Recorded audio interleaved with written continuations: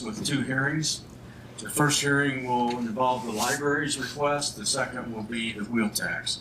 So keep that in mind as the way we proceed. So to start this evening, I'd like for all of us to rise and say pledge to the flag.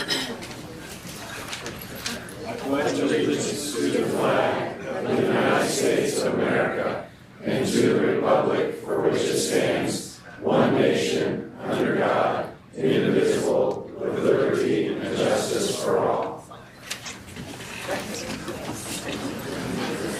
Thank you, and I'm glad to see the turnout that we have this evening. We have just a few quick items of business that we need to take care of, and then we'll get into the hearings.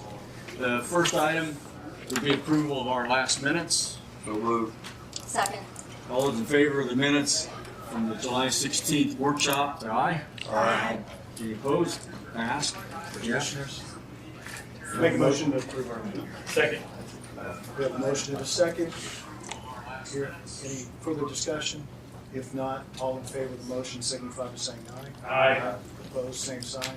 Motion carries. Thank you. Since this is a joint venture, the minutes need to be approved by both bodies, and that's why the commissioners did that now. Next item, Dan Burke of the Health Department has a request that we need to address. Good evening. I won't take up much of your time. I sent you a packet last week that kind of outlines things a little bit. What I'm asking council for is a part-time position for the health department as a medical provider. That would be completely funded out of the 340B program. No tax dollars will go to this position. There will be no fringe benefits, and revenue made from this could offset funds from other funds that I have, essentially the health fund and Health First Indiana. In 2021, this program started, and we produced $42,000 in revenue, and that was only a few months' worth. In 2022, we went up to $998,000. 23 was $3.8 million. 24 was down to 1.4 because we lost a provider, and this last year we lost another provider, so we're down to $83,000 in revenue as of right now. So this position, if funded at 1,040 hours, that's 20 hours a week. That's on the high end. We're looking more towards the 8 to 12. Would be $78,000 a year. The FICA would be approximately $5,967, totaling $94,967. The hours that this provider would work would be based on patient volume. So as they schedule and come in, that's how the hours would go. We'll get the scheduling in. The patients will pre-schedule. Then we'll set the provider's hours based off those appointments. We would order all testing supplies and equipment from this fund. Nothing would come from any other fund. Again, this is all self-revenue. The testing supplies cost approximately $25,000 a year, and we see about 375 patients a year for this particular program alone. That's about $119,967 is what it would cost us.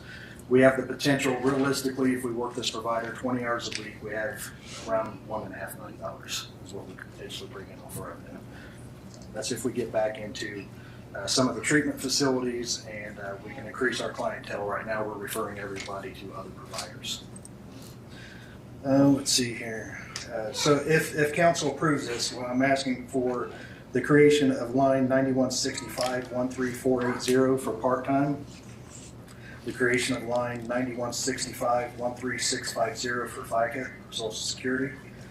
And if those lines are created, I would ask council to allow me to move funds, $21,000 from 9165-33200, which is contractual, to the 1340-480 part-time line, and then $1,700 from the 33,200 to the 13650 line to cover FICA. I know I went through that really fast, but Appreciate that. you got a busy night. Various personnel, from a personnel committee standpoint, good here. Yeah, based on the fact that this is non-general fund dollars and paid for out of one of Dan's grants, is self-funded and is revenue generating, he's met the requirements for posting and hiring a physician's assistant at part-time. Do we have a motion to meet the request of the health department to create this line item, transfer the funds? So moved. Second.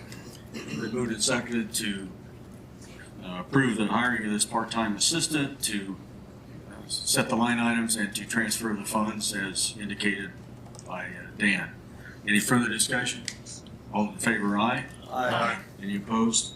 Motion passes. Thank you. Thank you, Dan. Good luck, man. Adam McQueen. Thank you. Commissioners, thank you for including me on your agenda tonight. Coming to you with two requests. The first is to add a line item to the Probation County General budget, specifically line item 33050 data plans. So that's the first request, to add that. The second request is to transfer funds within the Probation County General Fund, specifically from line item 33130, which is juvenile detention, in the amount of $5,000, into 33200, which is contractual professional, and then, if approved, the newly created 33050 data plans line item. Specifically, what these two line items would pay for tentatively are the data plans for devices that my on-call officers use after hours. If we get a call on juveniles, to make the best decision that we can. It gives us access to our office from home.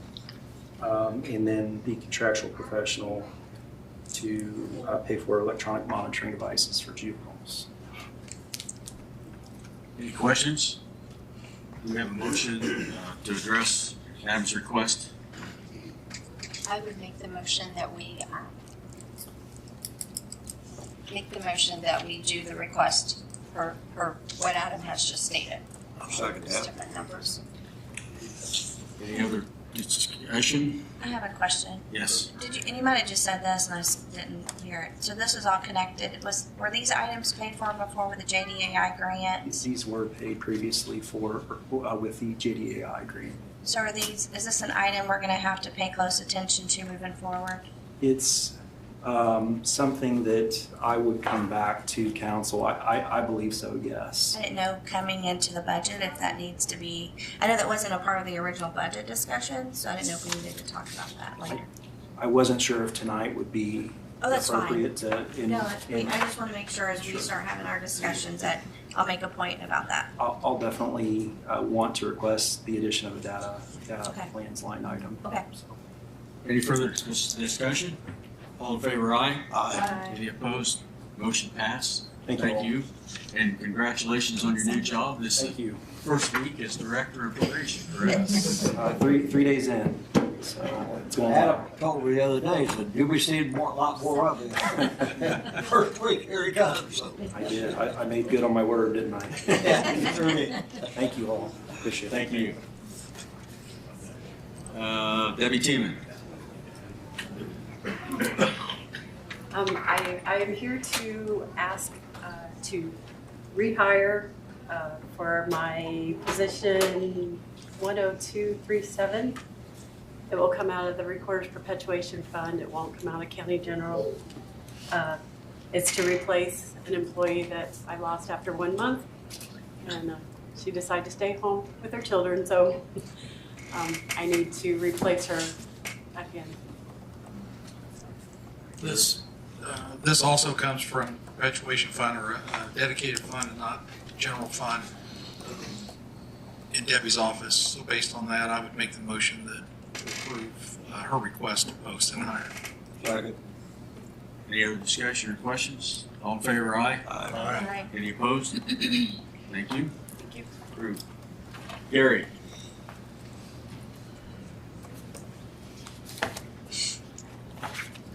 The Wayne Township Assessor's Office has eliminated a position. We converted a full-time position into a part-time. We just need to transfer those funds from the full-time position into the part-time line. And those lines consist of 10923, which is the full-time, and we're going to move those into 13490, which is a new line that was created. And those are sufficient to handle, those funds are sufficient to handle that position? Yes. Okay. That position is 29 hours a week. With no benefits. Yes. vary from personnel. Yeah, and this was the position that we talked about previously when you were here, and your Yeah, I think this will be my workload had third, changed yeah. in your office Yes, to warrant going from full-time to part-time. yes. So it has been before personnel. Okay. Do we have a motion to approve the transfer request of the Township Trustee Assessor? So moved. Second? Second. Any discussion further? All in favor, aye? Aye. Any opposed? Thank you, Gary. Thank you. You. Steve?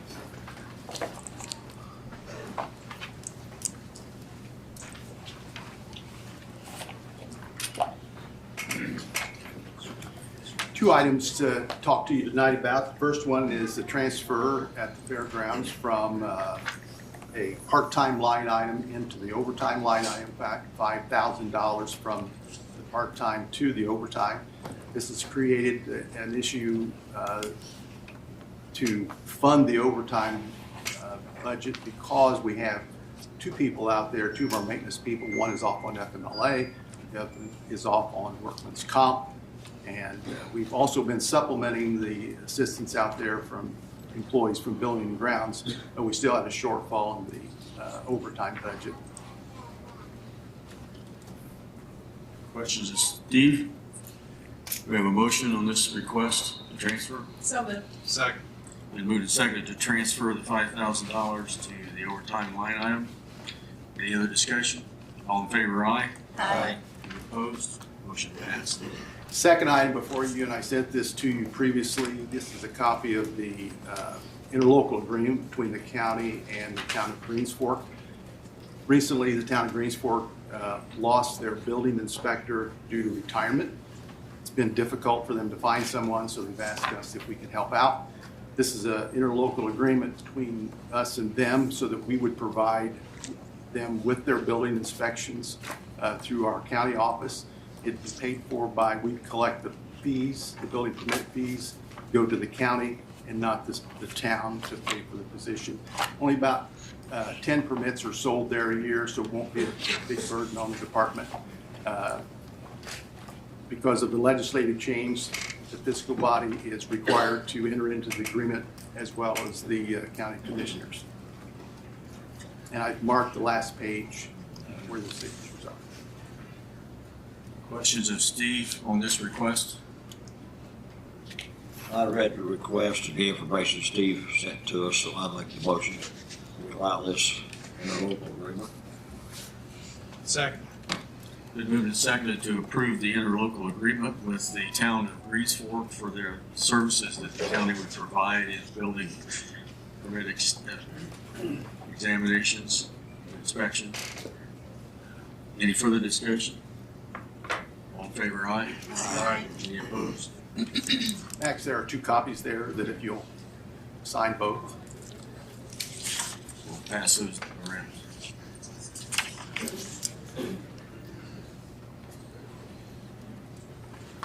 If you want to do that later, I'll pick them up after the meeting. Sounds good. Okay, I think we're ready to proceed on with the request of the Morrison Reeves Library. What about Jeff Oh, Baxter? that's right. No, Jeff had items taken off. Okay. Sorry. Okay. Back to the library. We will now proceed with the hearing to address the request of the Morrison Reeves Library for the ability to issue some bonds to reconstruct and change their library. They will be talking about that and have a presentation for us that everybody will see.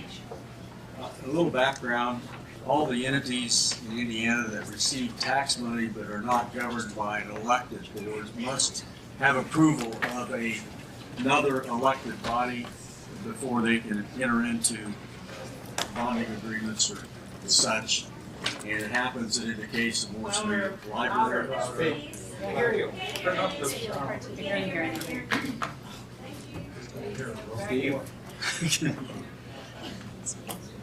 it has been its responsibility of this council to be that body that considers their request to issue bonds to finance their work. In July Morrison Reed Library was here and presented us with the subject, their plans, but they did not at that point request any approval. Since that time, we have all met individually with the library, learned a lot about what they are requesting to do. They're now returning this evening to request approval to proceed with the financing for the projects that they have entered into. The director of the library, will be presenting their plan, and if some of the others are part of that, that's their choice. When we get done, when they get finished, then we'll open that up for comments from the public on this request. So, Dean, it's yours.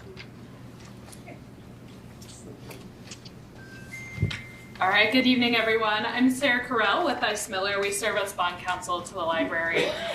Really wanted to kick it off with kind of the boring side of this, the legal and procedural background on really why we're here for the council. So the law has changed, as you stated, since the last time the library did a large borrowing. And as you all know, the library is required to receive approval from an elected fiscal body before they can issue any bonds. So we are here tonight for two things. The first is an appropriation hearing on the bonds and the appropriation of bond proceeds. The second is for the approval for the library to issue these bonds. Though the council is required to approve any bonds, do want to make it clear that these bonds have no impact on the county's own debt issuance limits, and there is no recourse to the county. Should the library miss a payment, none of that will come back to the county. Sort of where we've been so far, as you know, this is a long process and one that's really been going on for many years in the background. Procedurally, this project is a controlled project. It was subject to petition remonstrance. The library has already held 2 public hearings at its own board meetings. It then published the notice and had the 30-day wait, and there were no applications for petition remonstrance. Because there were no applications for petition remonstrance, we are here today for our appropriation hearing and to ask for approval for the debt issuance. With that out of the way, I'm here if there are any questions on the legal or procedural side, and if not, we'll hand it over to Dina and her team to talk about the project. Yes, sir. I think you folks had the legal ads published for the notice of the additional publication. Can you provide us at the time with the proof of publications? Absolutely, yes. We did publish notice more than 10 days prior to this meeting, as well as more than 10 days prior to the 2 hearings that were held at the library boards. And happy to provide you guys with copies of those proofs of publication. Thank you. Mr. President? Yes. I do have a question. So at the beginning, you said that the bond does not affect the county. Does the bond affect taxing units within the township? It does not. So the library has its own debt service tax rate, and while it will have an impact to overall circuit breaker, and Baker Tilly will get into that later, there is no recourse in terms of non-payment for the bonds, and there is no impact to any of the overlapping units' debt limits. But it does affect the circuit breaker? Yes. Yes, okay. Thank you. Which ultimately could affect all the other taxing units. Yes. Okay, we'll let Baker Tilly address that. Thank you. Anything else? Good evening. Good evening. We appreciate your time tonight, and thank you all for coming to learn more about what's going on with the library and the bond. I'm Dina Little, MRL Director, and we're going to have a few folks in addition to Sarah. Kevin McCurdy's here from LWC, he's our architect. And then Jason Tenzel from Baker Tilly is also going to share information about the fiscal impact. And then Jennifer Lewis, our board president, will close with some final comments. I'm going to be trying my best with this little clicker, really. All right, we're good. So this journey started in 2023. We started experiencing an increase in volume and basically cost of acute issues with the library building.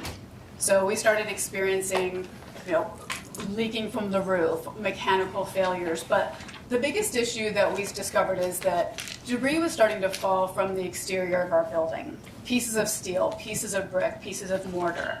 You know, we're librarians, we're not architects, we're not engineers, and so the board agreed to hire Kevin McCurdy from LWC to come and perform a facility assessment.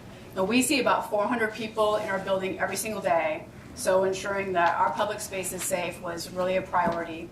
And so I'm going to turn it over to Kevin, and he's going to explain the outcomes of the facility assessment, which led us to the renovation need.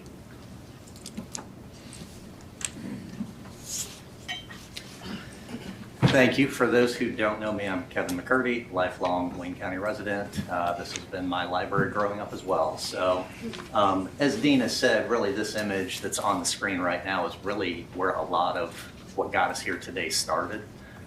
You can kind of see on the screen a small patch next to the M on Morrison Reeves. That's where, as we get into this, you'll see that we started to really dig in and better understand what was going on and the pieces that the library was seeing and finding on some of those main entry points.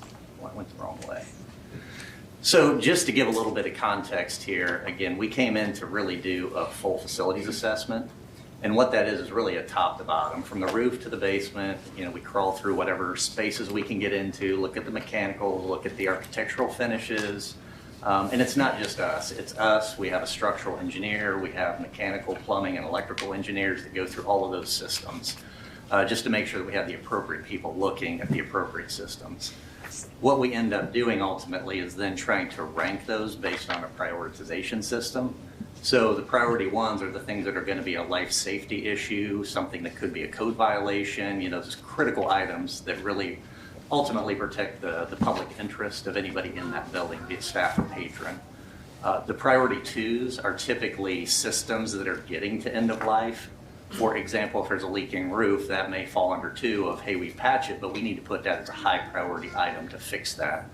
Further leaks, whatever this is, you know, whatever the system has that's wrong with it, is going to continue to cause increasing damage, increasing cost to repair down the road, so we want to get that taken care of pretty quickly. Item three, priority three, those are the would be nice to have. And what we find is a lot of times there are things that may, depending on what we hear from staff, may jump up or down in that. But the ones and twos are fairly straightforward in terms of seeing items that we need to take care of fairly immediately. I have got the wrong button. So what we found was ultimately most everything fell in a category of one or a priority one or two. There really weren't that many threes at the end of the day. And I think that speaks to really the library being focused on what needs to be fixed. So they really didn't add things to say, we need this to make life better for us necessarily operationally. It was more, we need these things fixed so we have a functional building. So the first category that I wanted to get into was really the life and safety items. Again, that's a lot of what my job is. I mean, people see me carrying drawings, you know, down the street or see a pretty rendering. That's part of it. But ultimately, a lot of the licensure for my role is to make sure that we're protecting public safety in facilities with enough exits, et cetera. So one of the things that we found when we came into the building right away is that there's really no fire suppression system. There's no sprinklers. And I want to be very clear, this isn't necessarily that like these were code violations once upon a time that we're talking about. Where we've landed is the code evolves over time. So what we got into is if we're going to attempt some of these other projects, these are code things we're going to have to deal with. We can't ignore them. So that's why they found their way onto this list. So it's not that anybody was doing anything wrong necessarily. But again, we find there's really no sprinklers in the building. Today, if the library were to be built, we can't have two interconnected floors without having a fire suppression system, for example, which Morrison Reeves has with the big staircase there. There's no fire alarm system in that building. So, you know, if somebody were to see a fire at one end of the building, there's really nothing to pull to alert the rest of the building that anything is happening to get folks out of that building. And ultimately, there's really not even smoke detectors.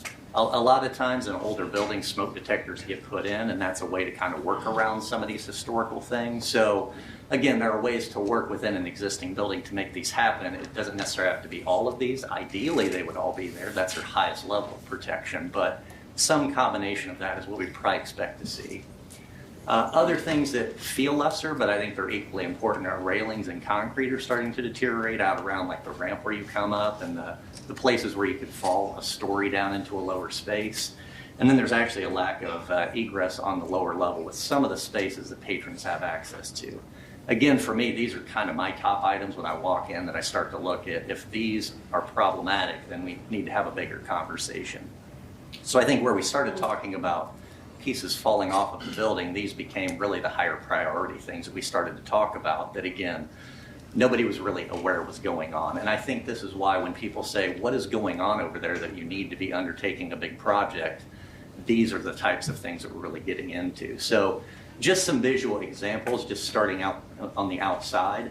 We really don't have images of necessarily not having a fire alarm system or fire suppression because that is pretty self-explanatory.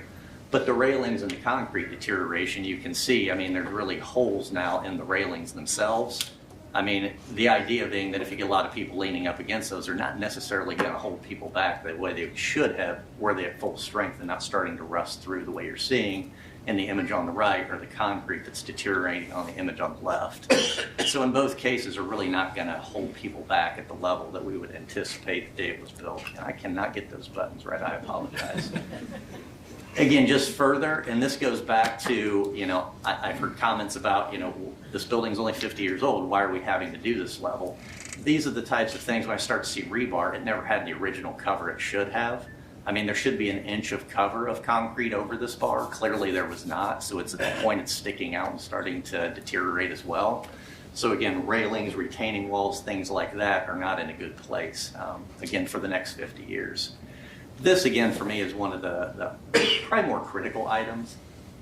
If you look at the gray area on the map, that's back of house space. That's space where staff goes. The exit signs that are in that space right now really direct you through that space, which is shown there on the right image. Ultimately, what you're asking the public to do is find their way out of the building, getting through that space. Now, there is a set of stairs that get you out. To be clear, there is a very clear way to get out of this. But if you've got more than 50 people in a space, you really need two. And so relying on a second exit to come through a space that has this much stuff in it, again, is not a great setup. So these are the types of things when we talk about life safety concerns that we say we really are going to have to address these going forward if we're going to undertake a renovation project. In terms of ADA and accessibility, again, ADA wasn't really a thing when this library was built, in all fairness. So it's not fair to sit here and say, well, these things, you know, aren't here today. But again, if we're going to undertake a renovation, these are things we have to address because they are current code, with the most recent iteration in 2010 that we would be following to ADA. So when we look at this, it's ramps, staircases, egresses, and restrooms. So when we look at the library, there's really not technically an ADA, an entrance that meets ADA requirements. So there's three ways into this building, or out, I would say. Really the two main that people think about, which are the two images that are on the left, the one right next to the map, and then the set of steps next to that. Even though there is a ramp there, that technically doesn't meet ADA. You know, we've heard a lot of feedback on this. A lot of people really like that ramp and like the fact that there's a way to kind of get right up to the front. We hear from people that have a little more mobility challenges. Yeah, it's a pretty steep climb to get up there. And that's really the part that makes it non-ADA compliant. It's really too steep for what you've got there. The third entrance, which is on the far right image that you're looking at, that's really more of an emergency egress. And it's hard to see in this image, but you see the window kind of far in the distance. That's where the floor is at. So to get down to this exit, you've got to go down a set of steps. So again, if you've got mobility issues, there's really not a way to get out this way. Same thing then when we look at egress, again, from that lower level, even from the side where the bar room is, the main set of steps really doesn't meet requirements for accessibility. Again, kind of a cool feature, but there's not really another set of steps that then would meet the requirements. The other thing, and this is the tougher one, is that image on the right. That's really the second way out of that basement level with the bar room. Again, cool idea, but you know, it's really not practical. If you know there's an emergency going on, I don't know that people are going to understand that's a way to get out of there, unfortunately. So again, when you think about even a space like this with this many people, you know, you really need multiple ways out. You're really reliant primarily on one set of steps and then a stone path that may or may not get found. So I think cleaning some of those things up would really be kind of high priority things. The other, and I'm going to move fairly quickly through this, I just wanted to kind of remind us of some of the concerns we had are really where systems are at. So this is that close-up of the images you saw where we really pulled brick away to understand what's going on. So again, when people say, well, gosh, buildings from 100 years ago or 200 years ago, they're still standing like the courthouse. Well, this is not built like the courthouse. This is built with a steel frame and then a skin of masonry on it, being brick. So where older buildings could take a little more moisture getting in, unfortunately, when moisture starts to get through this brick, it's attacking that steel. And that's really what you're starting to see. The middle image there where you see that dapper man, that's the structural engineer checking out that steel should actually be up against that brick, holding that brick up, and it's really not. It's pulled away from it to the point it's really not doing its job, and you can further see that in the image to the right. Further see, brick itself, unfortunately, is deteriorating. Again, a great product, but, some of the softer bricks, they just don't hold up the way a brick that's fired at a higher temperature does. There we go. And again, the image to the left probably shows as well as anything just kind of that warping of the steel. I mean, that steel should really be straight and holding that brick up, and it looks like you're in Willy Wonka's factory to a certain extent, which is not a good thing for steel to be. The other thing you can see, and this is, I'll share with you, you can all be an architect tomorrow, a forensic architect.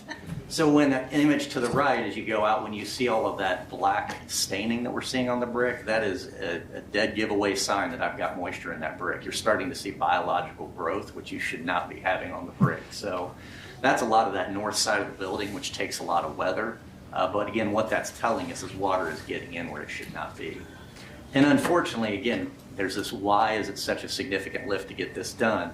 Look at the building. This is the north and the south elevations. Almost everything is brick hanging out, supported by this steel that is currently under attack by all this water, and frankly has been for a while.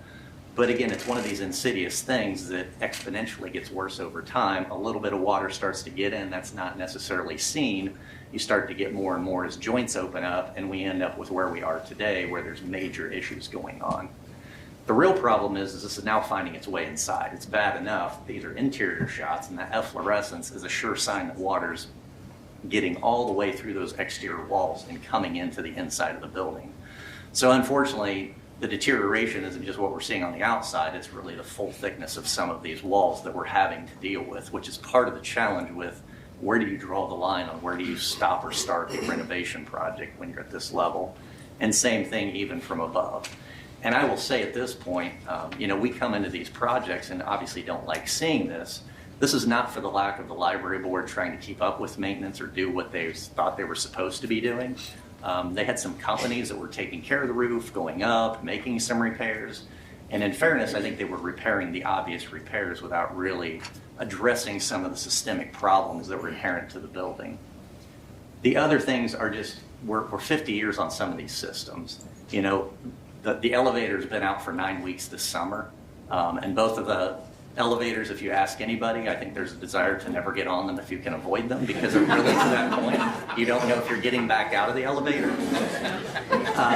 The equipment in the middle, it's actually functionally obsolete. It really needs to go away, but we're in a situation where because there hasn't been a major renovation, like 10% of it's working, so you're paying the incremental cost of keeping the whole thing operating to keep the 10% that you need going.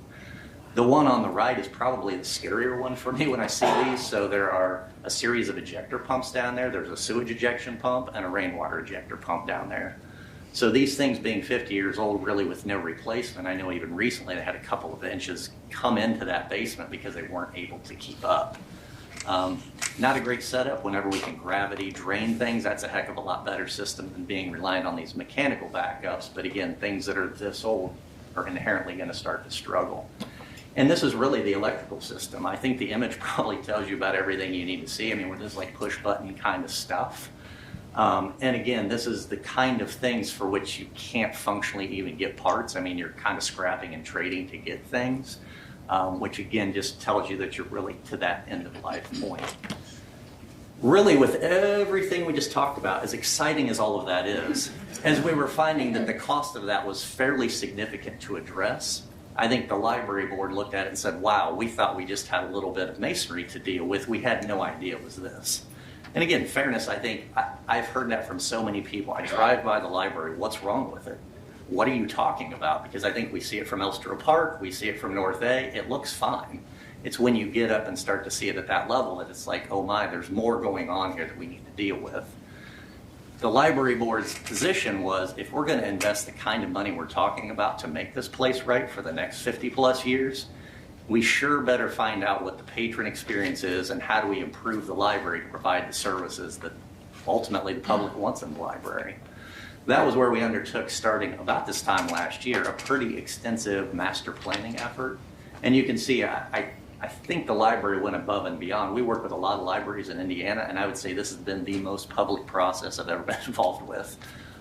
So really having the 6 community forums and even replicating those on evenings and Saturdays to ensure that anybody who wanted to come hopefully could come, putting all of that online, including the videos of all of those presentations were all put online so that people who weren't able to attend could watch those.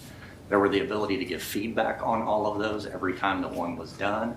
And then again, I know they put stuff on the radio and newspapers and things like that just to make sure people knew that things were going on and weren't trying to hide any of this.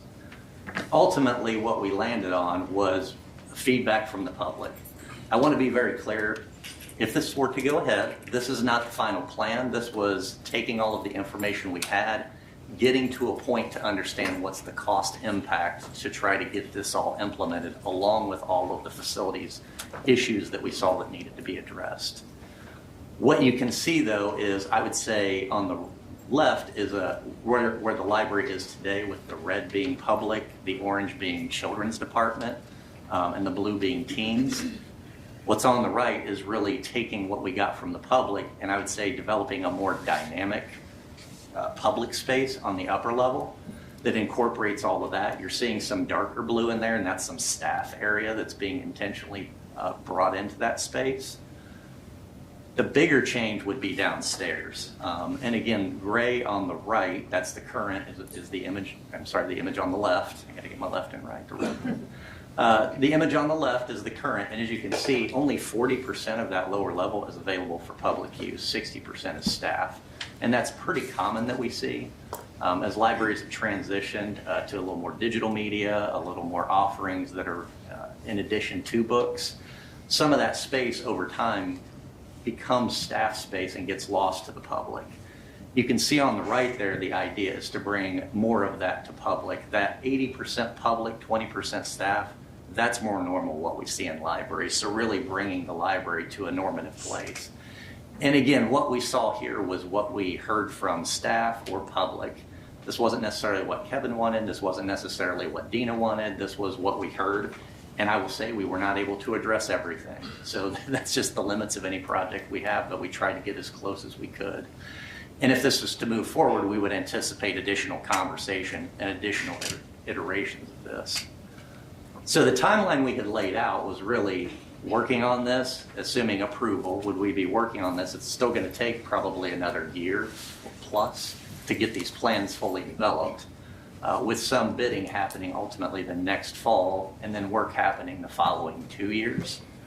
So during that time, I know it's been talked about, and it's true, the library would move out of that space if the renovation of this scale were to happen, because it's going to be very significant. We have tried to do projects of this scale in libraries where the library says, oh, we'll stay and we'll just move around. And then about 2 months in, they're like, why did we not move out of this building? So they've committed to making that move during that 2-year time. And that's really ultimately what, I'm going to back up so we're not focused on that for a second. Are there any additional questions? I think that's really more the process of what has gotten us to where we are in terms of determining the budget, the time frame that you all have talked about over the last few weeks. I think we're good. All right. Dina.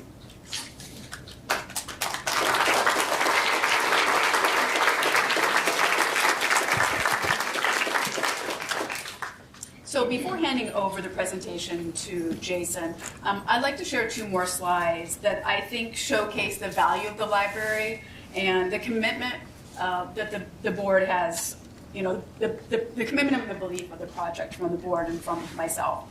So, I know statistics don't always provide context, so I'm also sharing a little bit about what the retail value of the library is. So the American Library Association provided funding to create what's called a value-added calculator. Libraries have been using this calculator for years. It changes over time because retail prices change.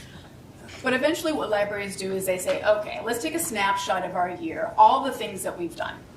All of the items that we've borrowed out, all of the meeting rooms that have been used, the Wi-Fi usage, the pages that we've printed, the faxes that we've supported. And what would be the retail value of those? What's the commercial value of those things? So if you look at our numbers on the left, this is a reflection of everything that we did in 2024. So we had 124,000 visits to the library, 280,000 items were borrowed, 12,000, almost 13,000 computer uses, et cetera, et cetera. So we basically take that data and we plug it into this calculator. And overall, the value that we provided to the community was over $14 million. So if we didn't have a library and everybody in the community paid money for the things that we provide, that's how much it would cost. To provide context, our library expenditures in 2024 were a little bit over $2 million. So we're providing about a 550% return of investment. So that means that for every dollar, for every tax dollar we're provided, we're giving back about $5.50 worth of goods, materials, and service to the community. So the library, not just for here in Richmond, but across America, libraries are one of the best investments that you can make in your community. It brings people to their community. People use it every day for so many different reasons. Businesses use it. Children use it. There's so many reasons that people use the library. So this is just a way to kind of showcase our actual value or dollar value that we bring to the library. So when you're thinking about, this is a big pot of money that we're asking to bond. It is an investment. It's an investment in our community, and it allows us to continue to provide the services that people expect from us. And then the last slide that I want to share showcases how important this project is to our board. So the estimated borrowing, the bond, and I'm not going to get into the finer details, that'll be Jason. He gets to do the fun part, is $18.7 million. Emerald has spent decades investing donations from the community. We have $4.5 million that has been donated over the years that we're providing for this project. And then, we're very good fiscal stewards of tax dollars. We've saved over $1 million of tax revenue in order for, basically a rainy day. This is our rainy day moment. So we're bringing $5.5 million to the table, which is unheard of. It's very unusual for a library to be bringing this type of funding to a project, which is how we were able to have a almost $24 million project and only needing an $18.7 million bond because we're bringing investments to the table. All right, so any questions from me before I turn it over to Jason? All right, thank you all.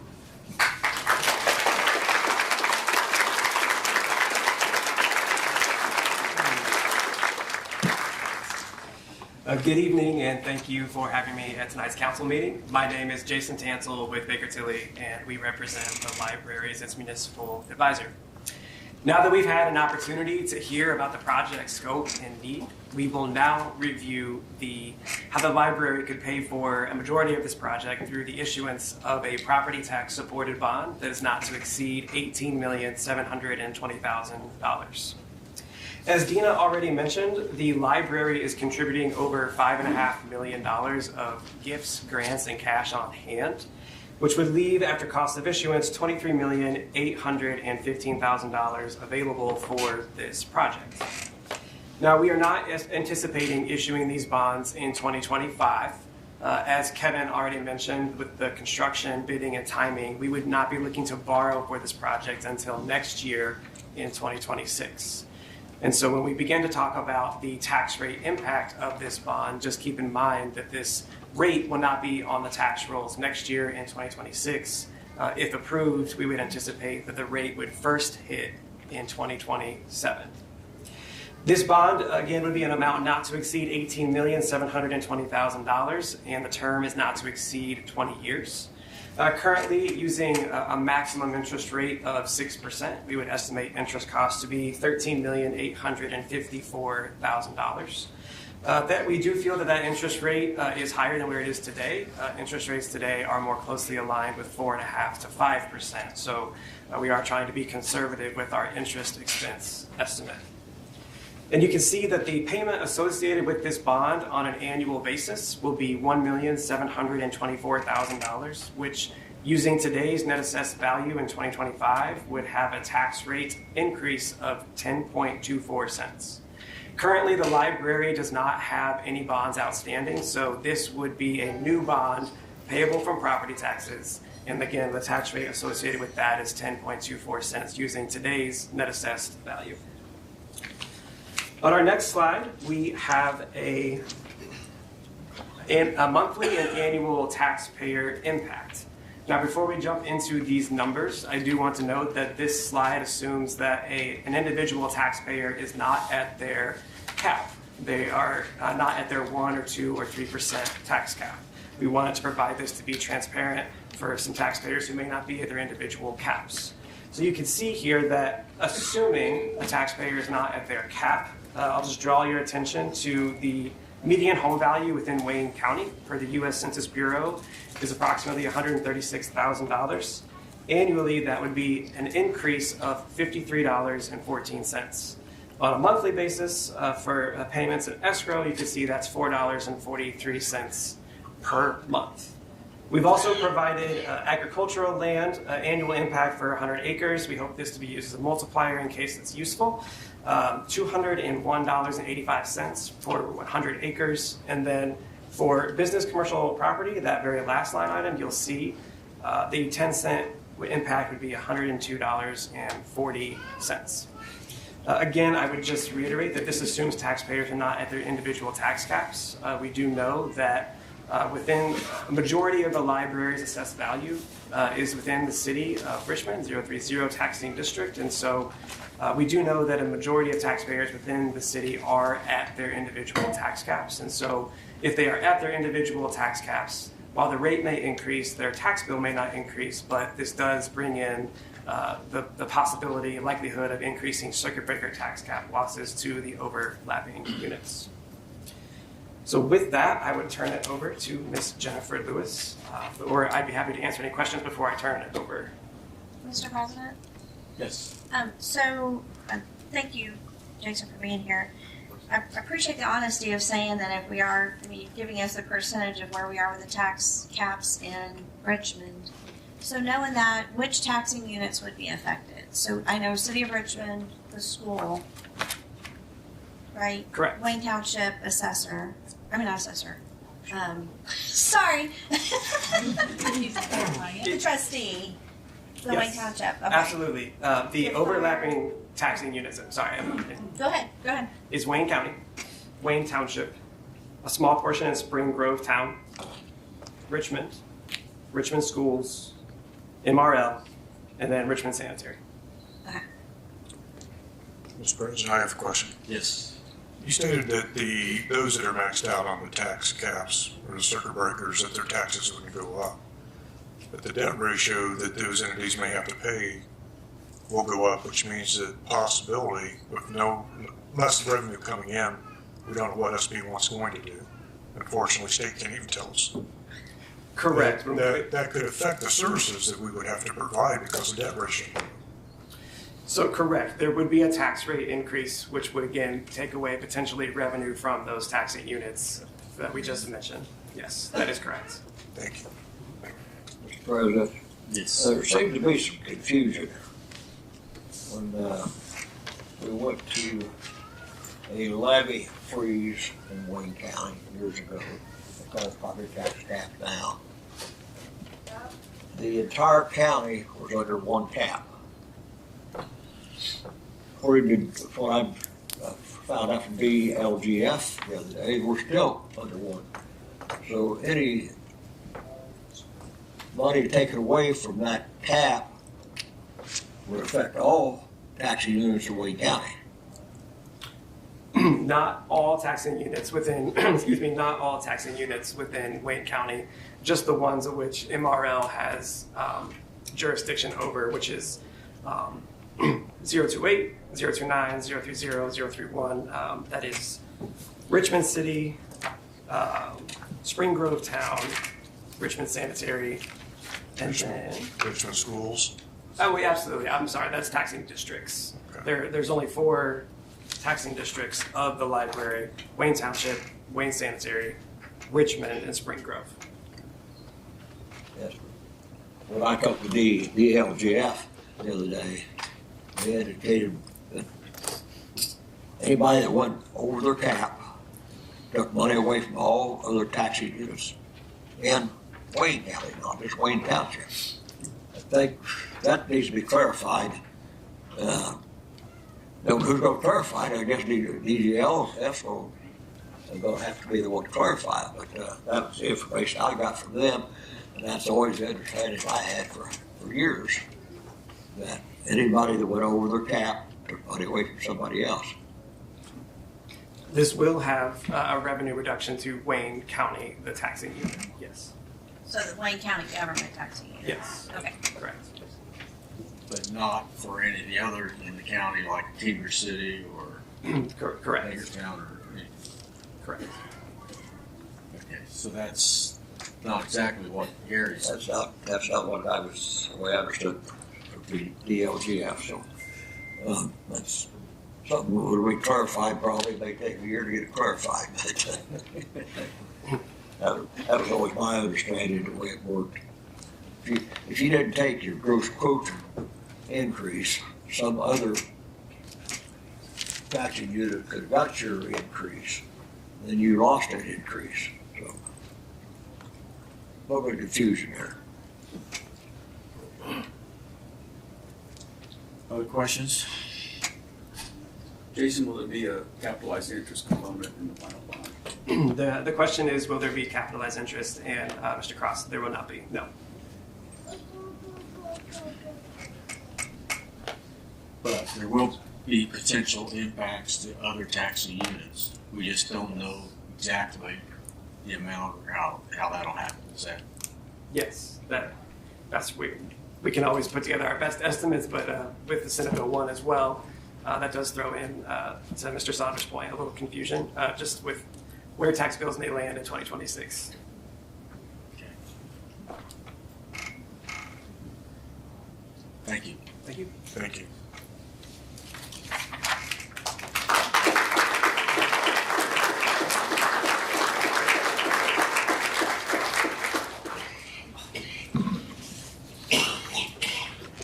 Good evening. Hi. My name is Jennifer Lewis, and it has been my privilege to serve on the Board of Trustees for Morrison Reeves Library for the last 8 years, and as its president for the last 6. I'm grateful for the opportunity to speak with all of you this evening. I'm also joined by 2 of my fellow board members, Stacia Viramale and Adam Forrest. If you had told my 7-year-old self that I would have taken on this role as an adult, and that I would be standing here before you tonight as a passionate advocate for the library, I would have said, yeah, that makes a lot of sense. I have always had a deep love for public libraries, and I know that I am not alone. When Dina interviewed to be the director at Morrison Reeves, she talked about how so many of us have an origin story with the library. A story perhaps involving the people who introduced us to the library, our first experiences with it, and the time when we first realized that we were actually in love with the library.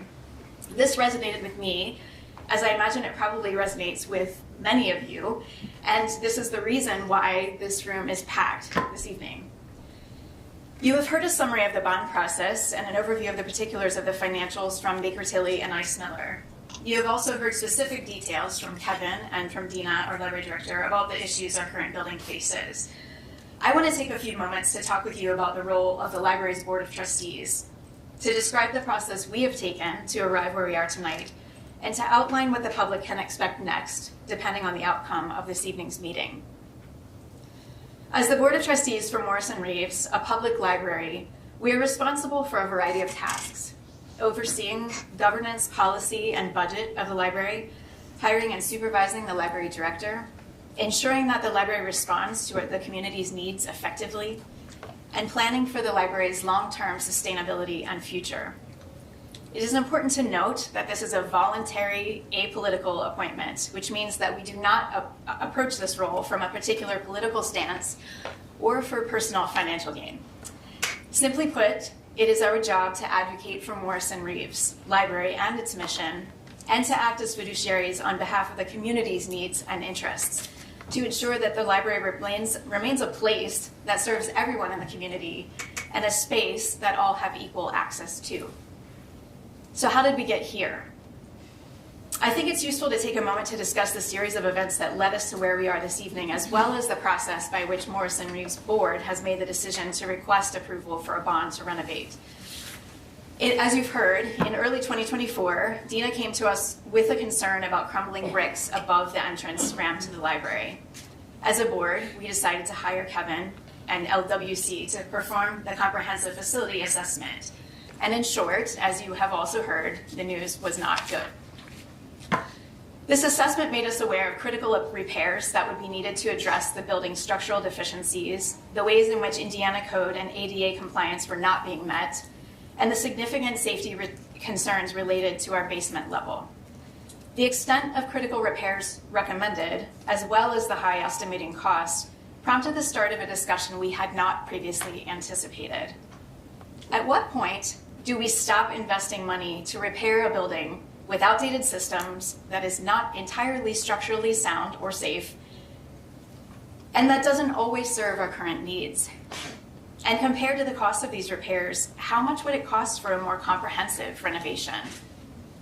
In early fall 2024, the board began to grapple with these questions. We considered a wide range of approaches, from only making the critical repairs recommended by the facility assessment, to a phased approach, to renovating a building in a different location and moving the library, to tearing down the building and starting over. The board carefully weighed information provided by LWC about our building and the costs associated with each of these options, along with information gathered from the community during our strategic planning and master planning processes. As individuals, we came at these issues from very different perspectives, and at times we vehemently disagreed and debated with one another about what we thought were the most salient concerns and the best way to proceed. But we also listened respectfully to one another, and we were willing to reconsider our own points of view based on the information we learned. I believe this was a healthy and sound process. And looking back, I feel proud of where we as a board have ultimately landed. We fully understand the weight of this and the implications of this decision. This was not a rushed decision. The board took its time to carefully discern what we believed to be the best and most fiscally responsible path forward for Morrison Reeves and for our community. And we did so with a lot of public involvement. The staff and board of Morrison Reeves have been transparent with the public throughout this process and have made it a priority to actively involve the community in the process by providing information, seeking feedback every step of the way through a multi-pronged approach, which Kevin described a little bit ago. In addition to that, monthly board meetings were also open to the public, as they always are. And over the last year, the board has been discussing these issues ad nauseum. Because the sole purpose of a library a public library, is to serve and support the community, that is why we exist, it only makes sense that community input should be central to every aspect of this decision. We believe our proposal, project design, and service model approach have incorporated this wide range of feedback, concerns, and suggestions from the public, while also being the most fiscally conservative option within the current economic climate. The board has been asked by council and by community members, what is your plan B if the bond request is denied? As I previously mentioned, we have already considered a wide range of options for renovating this building, including a phased approach. And given the complex issues with each, we concluded that the renovation approach we ultimately decided to pursue was the most measured and fiscally responsible. If our bond request were to be denied, due to the severity of issues with the current building, we would need to close the building indefinitely and relocate to an as yet to be determined location. Keep in mind that this library, our library, has been in this location since 1864. A change of location would mean also that our library would incur the cost of a long-term lease, which is a cost that we do not currently pay, along with added costs of maintaining and providing supervision for a vacated building to prevent vandalism and further deterioration. These costs, occurring over several years, would serve to deplete the more than $5 million we have pledged to our project, in support of this project and bond request. In light of significant efforts to revitalize Richmond's downtown, including development just a block away at a cost of more than $36 million for downtown housing and retail at the former Elder Baron site, a project for which $2 million in edit funds have been pledged, we believe that closing our current building and relocating elsewhere would be a devastating loss to our community. Because we have made the effort to be transparent with every aspect of this process and decision, we have shared this information with the public as well. Ultimately, the Morrison Reeves building belongs to the community. We as the board and the staff are simply stewards of this most valuable public resource. A resource that helps all in our community connect to one another, a resource that provides a safe and secure environment for so many, a resource that allows families to thrive, a resource that gives opportunities for growth, a resource that increases contentment among Wayne County residents. As one of the cornerstones of Richmond's downtown and of a strong and vibrant Wayne County community, we believe the role Morrison Reeves Library plays in this community is indispensable. On behalf of the library board and the community you and we serve, we ask for your support in making this vital investment. We are confident that passing this bond request is the best decision for the library's future and for our community's continued progress. Thank you.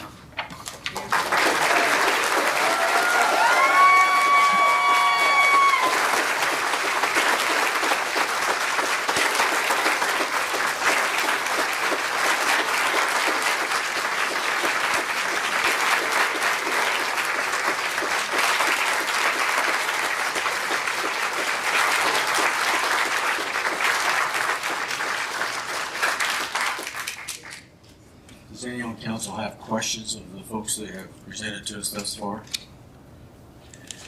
If not, we will proceed to open up the hearing for public comments. From the large number of people here, there's no way that everybody can speak this evening. We are asking that we limit our comments to an hour total. Because we have other things to do, plus we don't want to be here all night. And I'm sure that there would be a lot of repeated remarks if everybody stated their positions.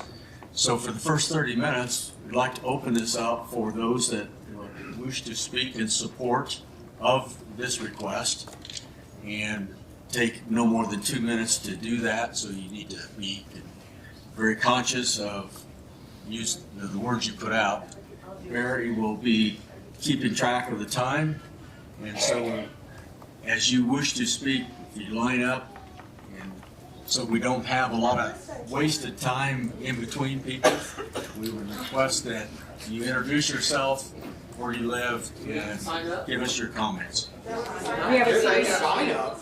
We have a Sign up sheet back there, but because of the size, not knowing who's on what, we're asking that those that are in favor come up here and speak. Proceed. Thank you. Good evening. My name is Carla Tovar, and I'm an employee of MRL. Growing up, I admired the library so much. The staff are like family, and we are united as a community. The library is an essential building, just like the police, sheriff's station, hospitals, courthouse office, etc. Again, think about the future generations if there was no library in our town. Please consider this matter, and I promise you it will impact our Richmond community, whether it is positive or negative outcome. Thank you.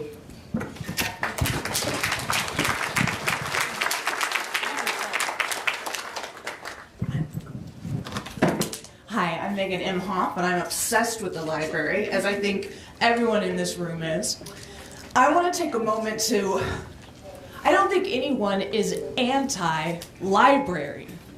There might be anti-tax, but anti-library, no good adults are anti-library, so I just want to come up here and acknowledge the suck.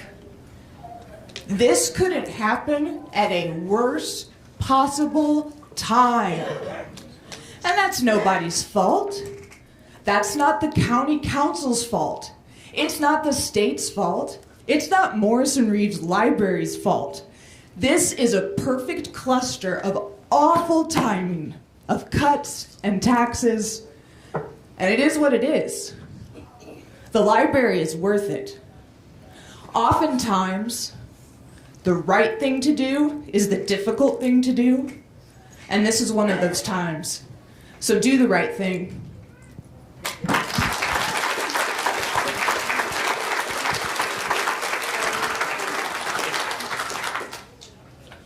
Thank you for the opportunity to share. My name is Peggy Schaefer. My husband and I were transferred. My husband and I were transferred here from Houston in the early 80s. We were with Cooper Industries. Cooper Industries bought Belden. The very first thing our realtor did, I had a 1-year-old, we were expecting another one, was take us to the library so that we could see the community and the library. In the 90s, I was involved in furthering my education through IU. One of the things I did at Vail School, my internship, was work with children who were poor readers. When I met with their mothers, most of them single, they said to me, "We go to the library, the children's library, the librarians, they know what to do. I don't have time to work with them, and I don't know how." In the late 90s, I was very involved in literacy in our community. And we brought in 3 researchers from the NIH, from Florida State, Joe Torgerson. Linda Ronald was on the board at the library. And the first thing we did was take them to our library. And we not only had to work with the way we were teaching reading in our schools, they call it the science of reading now, but they also said the other prong is how strong is your library? And I could say very. Our library at that time was very strong in the program with early childhood readers. I'm happy to report today in today's the Indiana Business Journal that 87% of third graders who just took the iRead are now demonstrating proficient reading. So the state, they have embraced the science of reading. Please keep the other prong, our library, strong.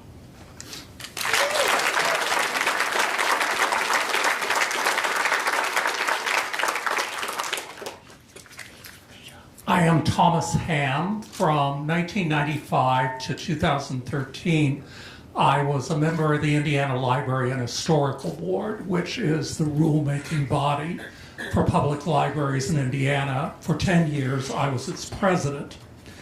During my tenure, I became aware of how highly regarded Morrison Reeves was in the Indiana, really the national public library community.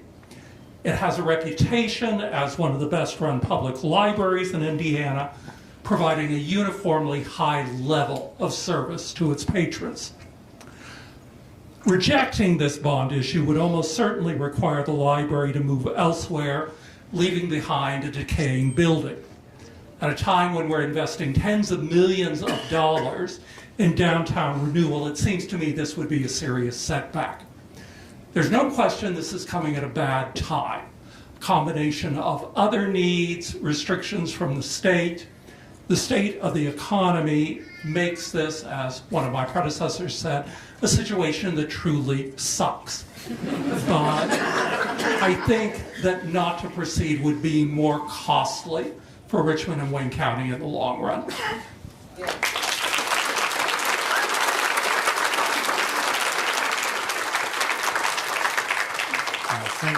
Thank you to the council and the commissioners for providing this forum for community feedback. My name is Ray Ontko. I'm a business owner here in downtown Richmond, and I live here in Richmond as well. I would like to comment briefly on two things. The first is the evolving role of libraries in our community in the 21st century. We stand at a unique time to make a difference in how our library functions and is supported by its facility. I hope that we don't pass up the opportunity to do that. As a person who spends a lot of time with technology, the libraries that we knew when we were 50 years ago younger are very different from the libraries that will be needed for the next 50 years. So please embrace that opportunity.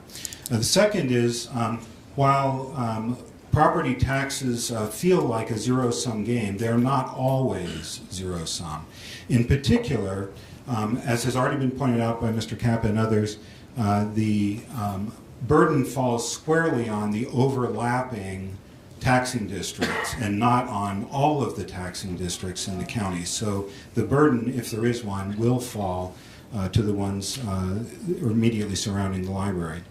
But as property values increase, and I think that there's a reasonable claim that a vibrant library, 21st century library in our community will make the downtown area and the surrounding area a more vibrant place for residents and businesses, and that will improve property tax values for the surrounding area without creating new tax burden for other people in the county. So I invite you to consider that opportunity or that possibility as well.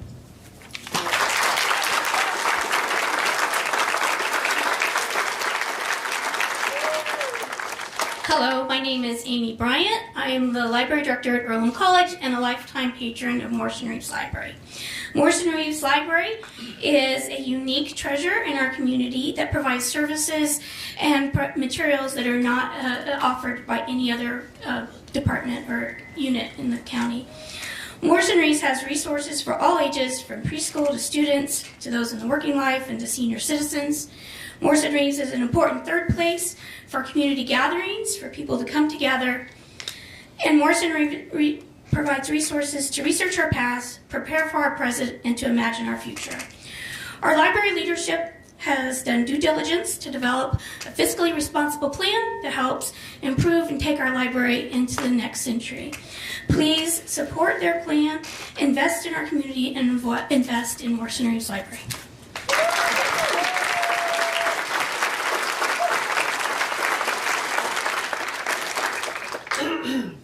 Hi, I'm Chantel Spradlin, and I'm just a regular person that goes to the library, but I feel our library is super important. I mean, we have the movie The Postman, and that has Kevin Costner in it, and the very last thing, if you pay attention to that movie, was that our whole entire government was destroyed, including the library, but he had collected books to educate themselves, and without books, we are completely brain dead. I mean, it's not just a place to gather, but it's a place to educate yourselves. Education does not stop from high school. It also continues on into your adulthood. And had it not been for the library, I mean, I wouldn't have shoes. I mean, the library's one of them, the one right here in the gray shirt, she gave me my shoes. I mean, they really do help us. I mean, a lot for the homeless. I do speak on behalf of the homeless. I am quite homeless myself, and it's a place where we can come in and not only look for a job, not only come in to get out of the weather, not only come in, but we can also participate as well as with the other families and get to know that some of us homeless aren't really as much as people say we are. I mean, we just need people to just help us. I mean, but how can we do that without people, without lack of judgment? You know, and had it not been for the library, I would not have met my fiance, Anthony Adamola. That's how I met him, was at the library. I also had made it a point that when I got my money together, I was going to get married at the library. So, I mean, but I just want to stress the importance of how important our library is. It's to educate us, it's to bring the community together. Without lack of human contact, we would be completely brain dead. I mean, how can we learn from each other if somebody has not picked up a book and read, or wrote one, for that matter? So, once again, good night. Thank you.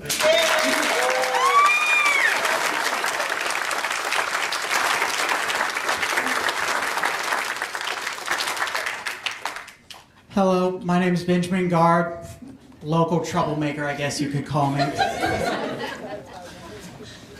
As you've heard for all the people speaking before me, and as sure you will hear for all the people behind me, a library is a social space, a third space, a community center. I am here to say that it is more than that. A functioning library is the most important thing that we can have as a democratic society. A perfect world, a library will have a copy of King James next to Mein Kampf, the words of Huey P. next to Oswald Mosley. A library is here because an educated populace is the most important and most necessary thing for our society to continue. If anything is done to disrupt that, to affect that, we have failed. I disagree with the library board that's saying libraries are not political. They're the most political thing we have, because we need to have a center where we can get accurate, respectable, and continuous information regardless of any political party, regardless of any motives by anyone in power, because a library is there to protect knowledge and to distribute it to the populace.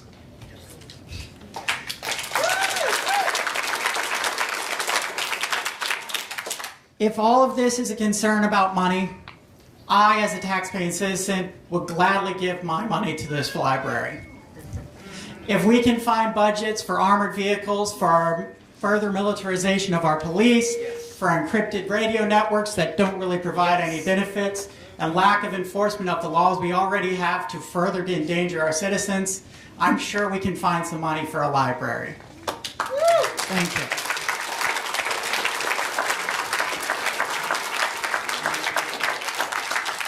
Good evening, and thank you, council members, for giving me time.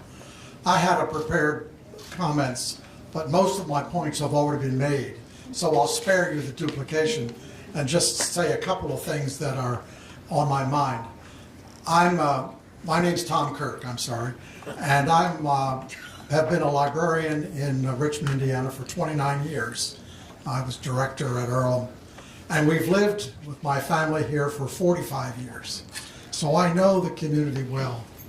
In fact, my first experience with Morrison Reeves Library was working with Harriet Bard. How many of you know the name Harriet Bard? She's one of the heroes, one of the saints of Indiana libraries, and she was our director here at Morrison Reeves.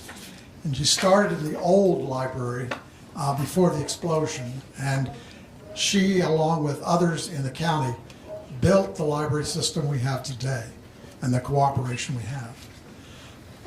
Jumping to another point, I'm also a volunteer for the AARP tax save service, and we use Morrison Reeves Library as one of our locations.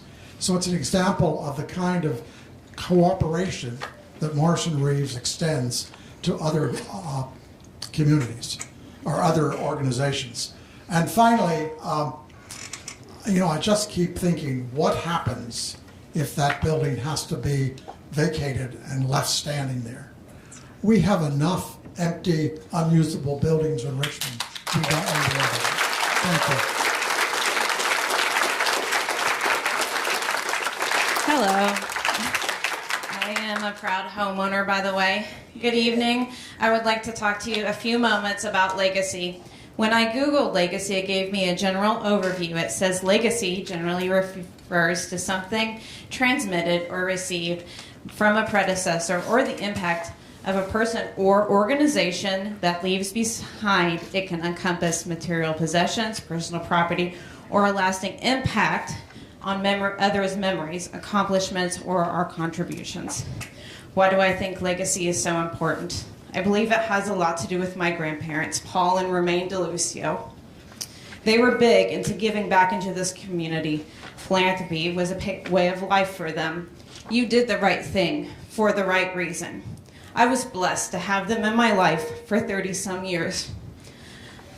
I heard many inspiring stories, including the one from the Promenade explosion, where my grandpa and his brothers helped clean up the city and go through the explosion debris. When I have heard that the city asked for the bill, there was no charge. I would like my legacy to be one of like my grandparents, to do the right thing for the right reason. If you go to the Morrison Reeves Library website, you can read on the library's history and how the building has changed over the years. Interestingly enough, it is one of the oldest public libraries in the state of Indiana, opening in 1864. Before I get into what MRL has done for me, I'd like to ask you, as Richmond, what kind of legacy as a community do you want to leave behind? And what kind of legacy has the library already left behind for so many already? I think for many of us, our earliest memories probably begin in the children's department. I fondly remember one summer reading program. I had gotten a completion for the program and received one of those poppers. You flip it over and stick it to the floor, and when the suction wears off, it skyrockets to the ceiling. Yeah. It was such a great joy for a young child. Over the years... You're 2 minutes. Okay, great. But it's a great resource for unhoused people needing a safe place, for a non-judgmental place to go. Thank you.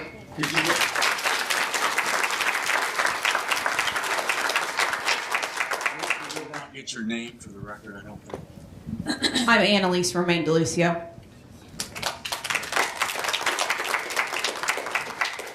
Good evening, members of council. My name is Nick Dunlap. I live in District 1, and I would ask you to vote for this. I mean, the library helps our community, it helps our children, it helps the next 50 years here in our community. Thank you.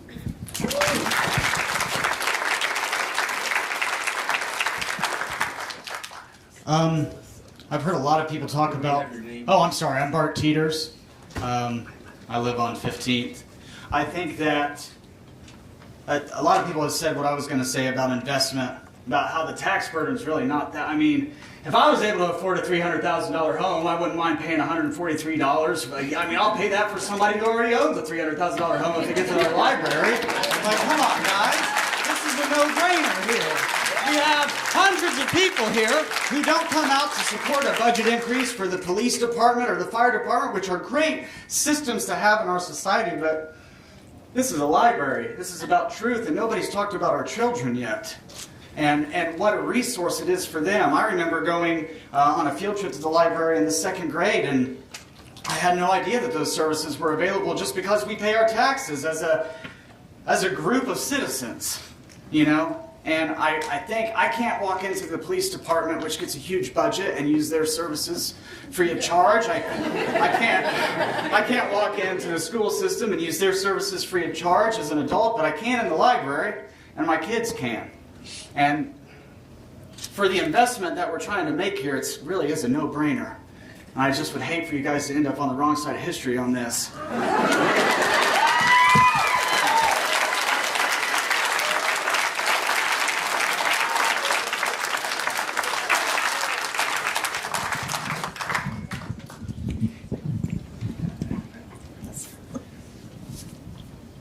Thank you for the opportunity to allow us to speak this evening. My name is Andrea Lutz, and I'm here to speak on my behalf as well as my husband, who could not be here tonight.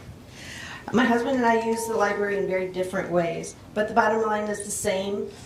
We are lifelong learners, and we enjoy access to both electronic and print media.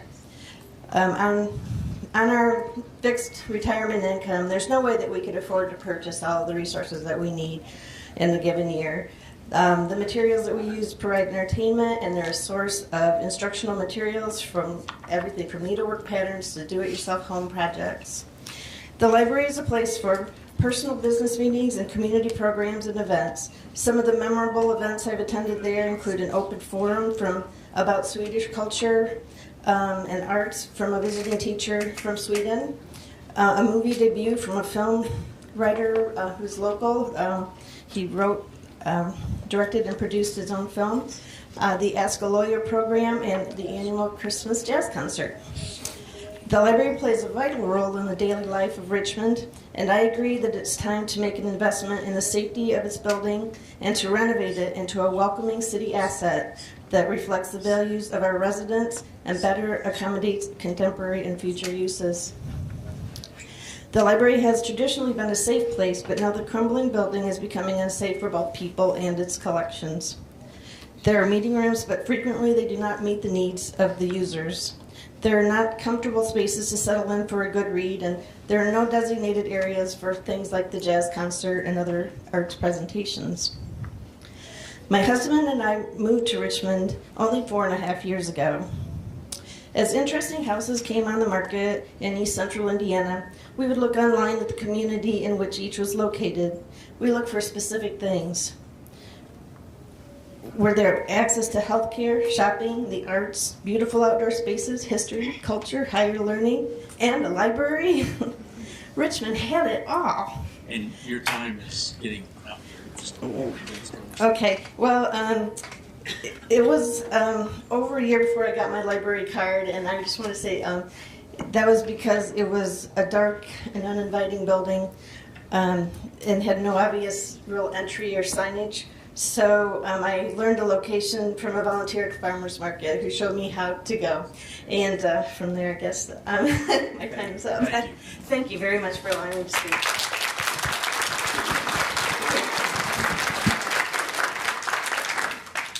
Good evening. I'm Keith Morey, property owner here in town, and library card holder. Look at that one. Yeah.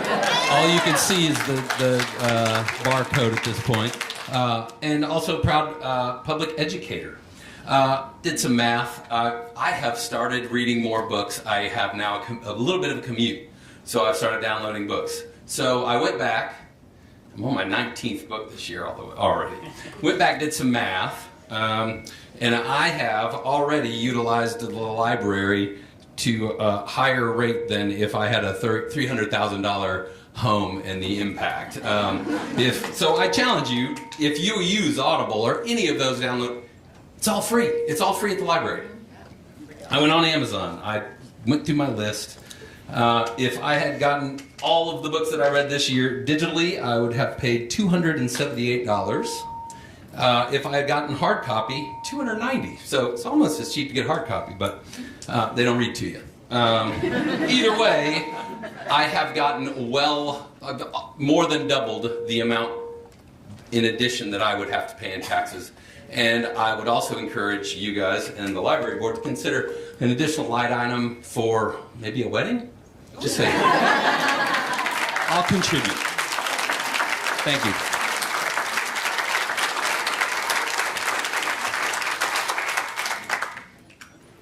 Hello, my name is Tabitha Klum. Thank you for having me here and allowing me to voice my thoughts. Morrison Reeves Library has been a pillar in our community, and not only in our community, but particularly my life. I am a divorcee and a single mother, and if not for that library, my children would not be the straight A students that they are. I have 2 freshmen in high school and a junior. They all play sports, and they actively attend the library clubs, and those clubs have allowed them a little bit of freedom from home. I don't feel our streets are safe enough for them to run around on, but I feel safe enough to take them to the library and sit down with someone and talk to another adult while my children are actively seeking books to educate their minds. Taking away that freedom to our community would be devastating. So I would ask you guys to please consider this. Thank you.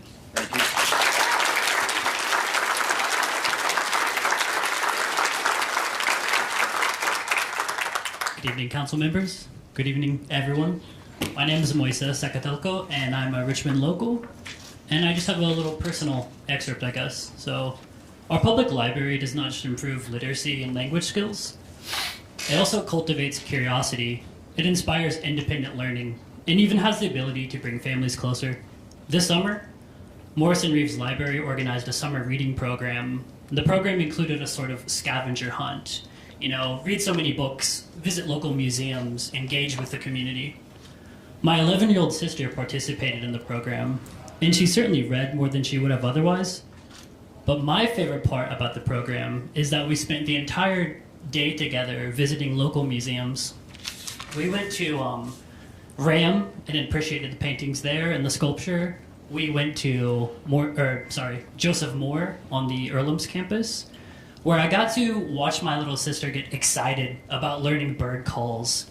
I got to see her just marvel over their fossil collection, and got to see her get so excited to hold reptiles and get to pet them and, you know, talk about how adorable they are. And that was really an exciting and enriching experience, and one that I don't know would have happened had it not been on a list of things to do that was organized by our public library. So to summarize, our community needs Morrison Reeves. They're excellent collaborators. They improve literacy, provide educational and research materials for people regardless of age or income.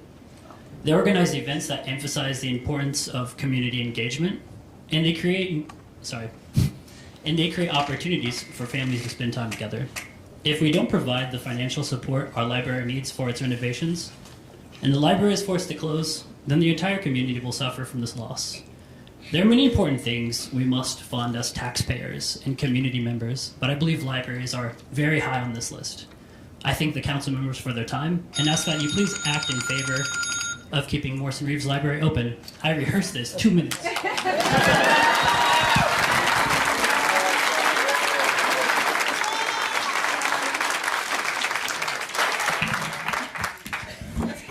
Good evening. My name is Amy Kenworthy. I am a long-term Wayne County resident, an avid reader, and an active library card holder. I wrote this on behalf of our community to express my strong support for the funding of the renovation of our public library, a cornerstone of our town since the 1800s. More than just a building, the library has been a gathering place, a classroom, and for many, a second home. Its walls have witnessed generations of children learning to read, students preparing for their futures, and neighbors coming together in times of both celebration and challenge.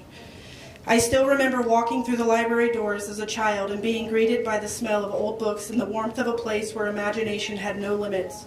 For some families, those Saturday morning story hours were their first introduction to the joy of books. For others, the library offered a quiet refuge for studying when home was too crowded or noisy. Our library has always adapted to serve the needs of the people. In recent years, I've seen seniors come to use the computers to connect with family far away, job seekers filling out online applications with the help of patient staff, and children discovering STEM activities and after-school programs. I've even spoken with a young man who said the library's free Wi-Fi and study spaces were what allowed him to finish his college degree remotely. But as much as the library's mission has endured, its infrastructure has not. The building, beautiful and historic as it is, shows its age, failing bricks, outdated systems, and limited accessibility for those with disabilities. Without investment, the very heart of our community risks falling silent. Renovation is not just about preserving bricks and mortar. It's about preserving opportunity, access, and a legacy of learning for future generations.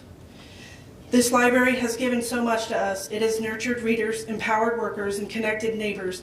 Now it is our turn to give back. I urge you to consider the renovation not as an expense, but as an investment in literacy, in community, in history, and in the future of everyone who walks through its doors. Over the years, the library has gone through renovations that altered its original look, but what has never changed is its location. For well over a century, it has stood in the very same spot at the heart of town, a constant and reliable presence, even as the world around us has shifted. Thank you.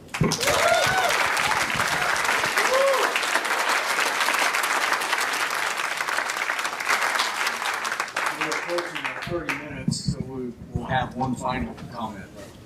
Oh, I better make it a good one. Okay. I'm Carenza Edinger. I have been a resident of Richmond, Indiana since 1991.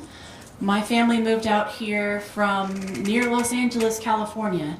And to say that the culture shock was impactful is a serious understatement. I said, "Excuse me, there's snow? Excuse me, it's cold?" And in 1991, there's no Mexican restaurants, but there was a public library. And I remember the days when the children's section had, for whatever reason, a wonderful reason, a bathtub that was lined with carpet that you could get into and read a children's book to your heart's content. Later on, I actually worked at the Morrison Reeves Library for all of high school. It was my first job, and I worked there all 4 years of high school, went to Richmond High, and it was one of the best jobs still that I've ever had, just putting books back. I will still, you might see me in a library and you'll see me straightening books. I can't help it. Now, part of my job is to sell Richmond to people as far away as Boston and Philadelphia and Washington, D.C., and one of the things that I will mention when I am selling Richmond is our library. And I think investing in this library, yes, of course, people have explained the numbers very, very well, but I think investing in this library, approving this bond issuance, will render results for this community that are incalculable. Thank you.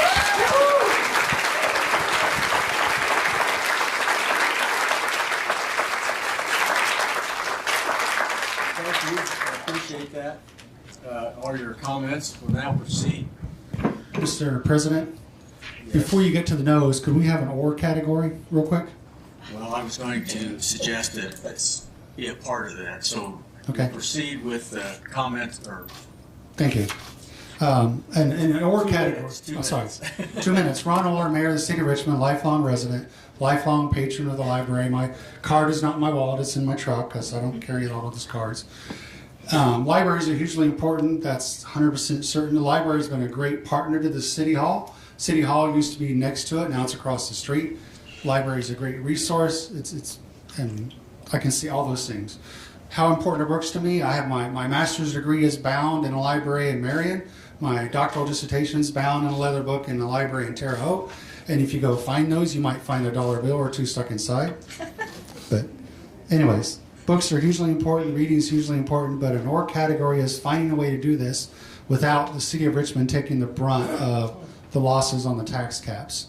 The City of Richmond and its sanitary district would lose over $600,000 a year if this happened in this fashion.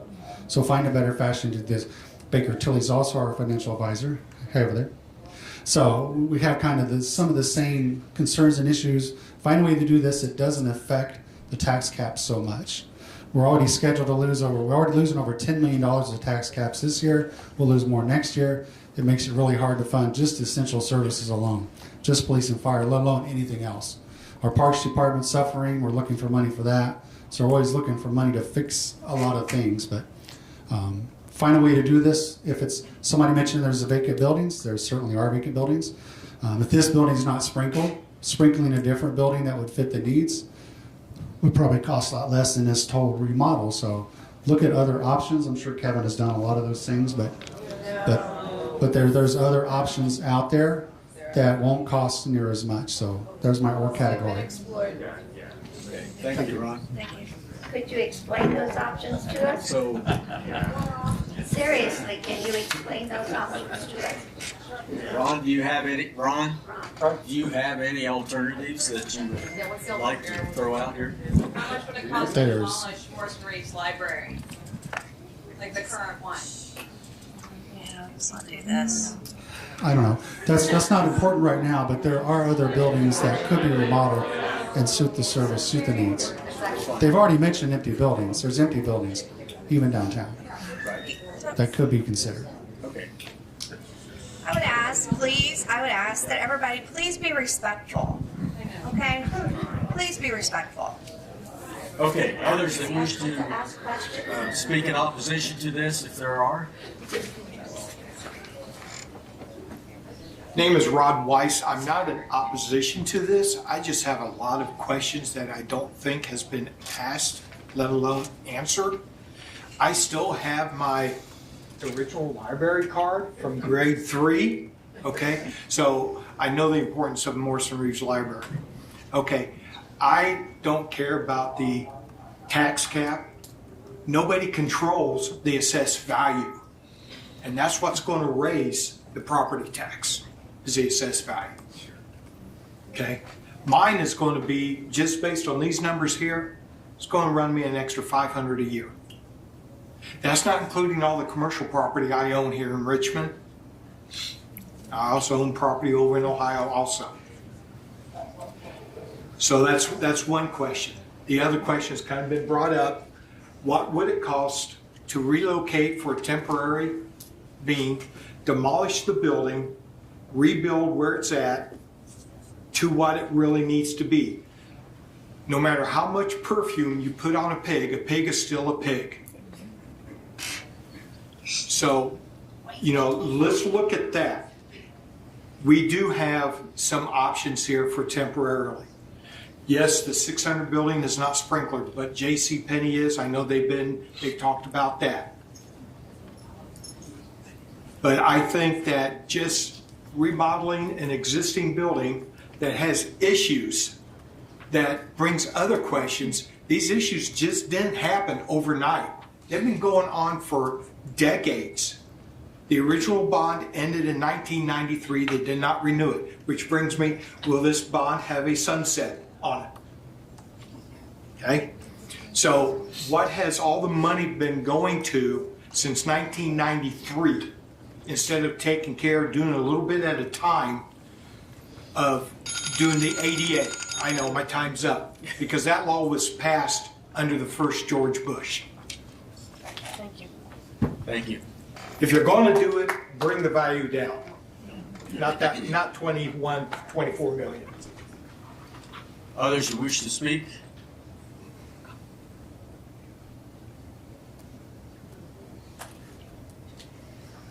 Hearing no one, seeing no one come forward, do we have a motion to close the hearing?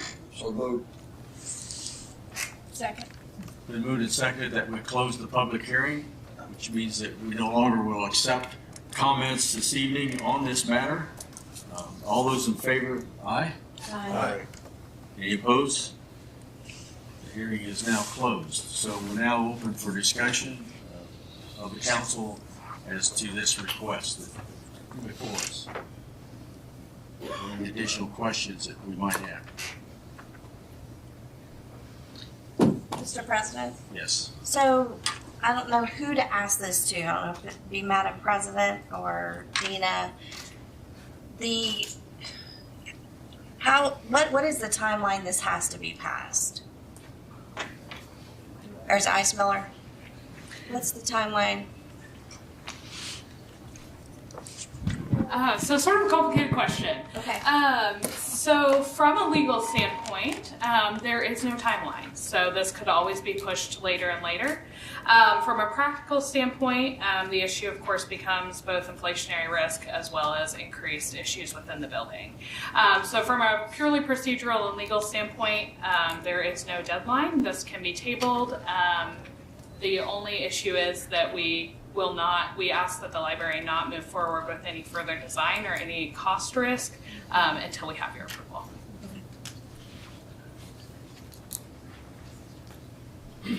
So, Mr. President? Yes. With that in mind, I think there's still some conversations I would like to still have with the board. And I don't know how we want to proceed, but I'm willing to make a motion to table it for tonight so we can have those conversations. Okay, we have a motion to table this action this evening to have more conversations with the library, with other constituents throughout the county or the city here. We have a second to that motion. I'll second. With the opportunity for discussion. Yes, it's now for discussion on the motion to table this action this evening. May I ask a question, please? I think there's two important issues here in my mind, and you know we had the opportunity to tour the library. I learned things about the library that I didn't know existed. Of course, I don't live in Richmond, and I didn't use the library, but I was impressed with what we share, the services they offer, the programming they have, and probably what I learned is it was more about those things than it was about books. We heard a lot about books here tonight, so obviously that's all encompassing. the questions that were brought up by the mayor and Rod about other options, relocating to another building, in my mind has some merit based on the implication of the other taxing units. As the county, Richmond Schools, Spring Grove, the township, the city of Richmond, sanitary district begin to struggle with the financial implications of Senate Bill 1, which we're going to have more conversation about tonight, or Senate Enrollment Act 1, the unknown revenue flow that while in 26 it's going to hit us, but in 27 and 28 it's going to be compounded. I think it warrants further discussion with us and sincere discussion with the library board and the professionals about the viability of scaling the project back and not putting an $18 million burden on the taxpayers of Wayne Township and the other overlapping entities. So I'll vote in favor of tabling this for further discussion, as long as we have a commitment that we'll work with the library and they'll commit to work with us. I can answer that. We're all here, and you have an absolute commitment for us to work with you. We're here tonight. We'd be happy to answer any questions you all have. That's why we all came. That's why all this good crowd is here. So we're able to do this evening.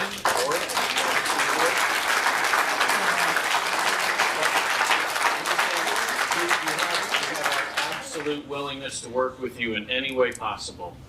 And you have my commitment to work with you all, but I'm not committed tonight to put that amount of tax burden on Wayne Township. Mr. President. Other comments? I have a couple. I have to say from my heart, I agree with everybody that stood up here and talked about the library. I love the library. I use the books. Libby, in case you don't have it, is free. You can get that on your cell phone. I'm probably one of the biggest users of that. Having said that, my thoughts are we're not trying to shoot the mission, for lack of a better term. We love the library. We love what you do there, and we aren't trying to stop that.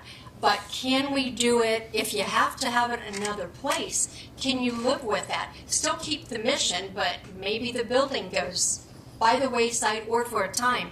It's kind of like when Reed moved. Oh, the hospital's moving. But still, they moved to a new building and you still get everything you had in the hospital, as far as I know. But my thoughts are think about, we want to keep everything that's going on, but our job is to watch the dollars and cents of the whole county, not just, what goes on in Richmond or Hagerstown or whatever. And so we're trying to be fiscally responsible for everyone. And as others have said, that tax burden, and as most of you know, we have other things to look at, other taxes that may come up, that's really hefty right at this time. That couldn't have happened at a worse time. Like the lady says, this sucks, but and I agree. And costing and moving books and storing books ain't free. It's a rock and an $18 million hard place. We're not going to continue this discussion. Did you have a short, important question? Not a comment, but a question. Thank you. We don't have a timeline legally on this. Do we have an estimated timeline on the current inhabitability of our current building as it stands now? Safety. And when it will no longer be safe to be in? Thank you. Do we have an answer for that? It's not safe now. That's why we are moving and trying to move quickly and making ourselves available for any and all questions and discussions with all of you. It's a safety hazard for the patrons. It's a safety hazard for the people that are there, that work there. It needs to move quickly. Each day that goes by, everything gets more expensive. And to answer the question, will it close tomorrow? It won't close tomorrow. We wouldn't do that to our community. It would be a gradual process with the same amount of knowledge that we've tried to put out to the community about how we got here. We'll put that same amount of information out to all of you on where we're going next. We hope it's in the same spot in 2028, but as these things continue to move on, that'll push back.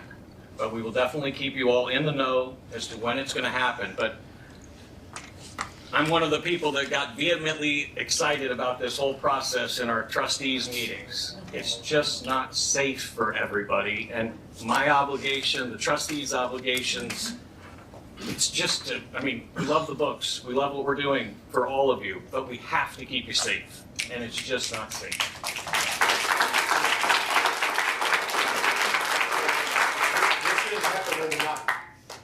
My question was, if the vote takes place tonight and it is a no, what's the time frame to come back with a different bond?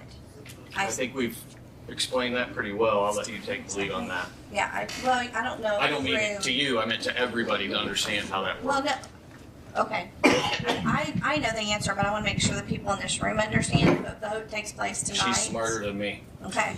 Yeah, so if a vote took place tonight and it was a no, we would need to restart the process and restart with those initial meetings with the board. So we would be looking at likely another year before we would be able to restart this process. Okay, Mr. President.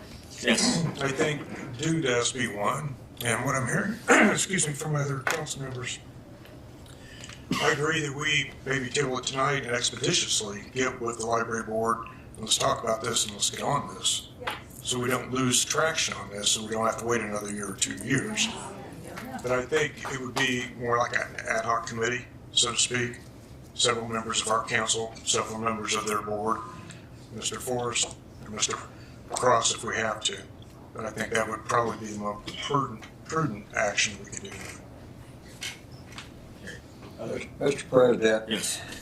The library has stated they have to move out of that building, sooner or later. That will give them time to look at a facility. And I think that facility would be better than what they have. We're remodeling, it may be cheaper to tear that building down. So I can't vote tonight for this. I'll have to vote to table it and more conversation. I think more conversation needs to be done. What good the library does, it does better service to the community. And with all the money being put downtown, we need to do this right. I think it's been pushed pretty quick. I think we just need a little more time. You're gonna have to move out of that building anyway, so that's not gonna put this off. Any other comments? We're not taking additional comments. If you have a question, we'll take a question. Yeah. So I've heard you guys ask the library, what's their timeline? What is the council's timeline to make a decision? Because I'm hearing from them like it has to happen. So I'm curious what tabling it's one thing. How long? When will? Because I passed up 2 pages of people that are here in support of the library, and we had 2 people speak if or against it. So I'm curious, I would like to know from you guys, what's the timeline for you guys to make a decision? Because I'm going to guess we'll all probably come out again when we're ready for that. We want it. Okay. Yeah.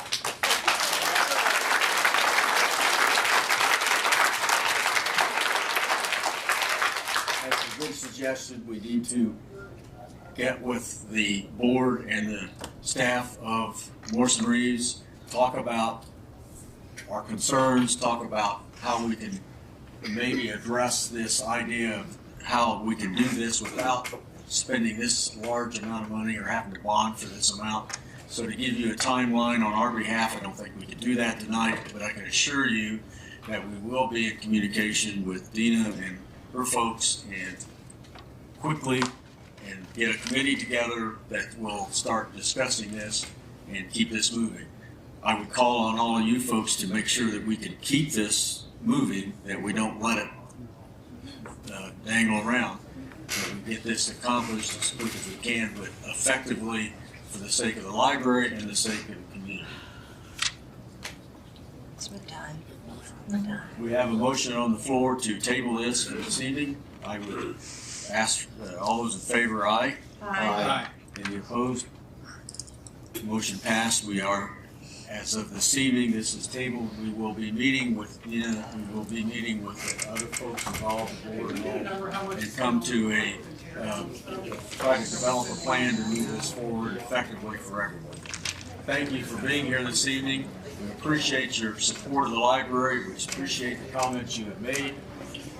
Please keep your ear open and let us know additional things that need to be done. We will take a few minutes here between our 10 minutes between this and our next hearing. I appreciate you coming.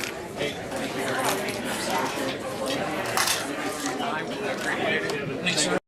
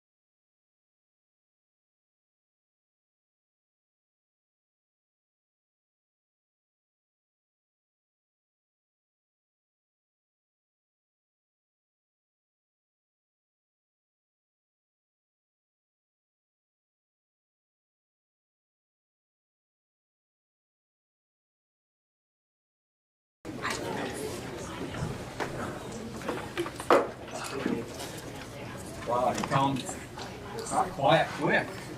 Realize it happened that way. Louder than you thought.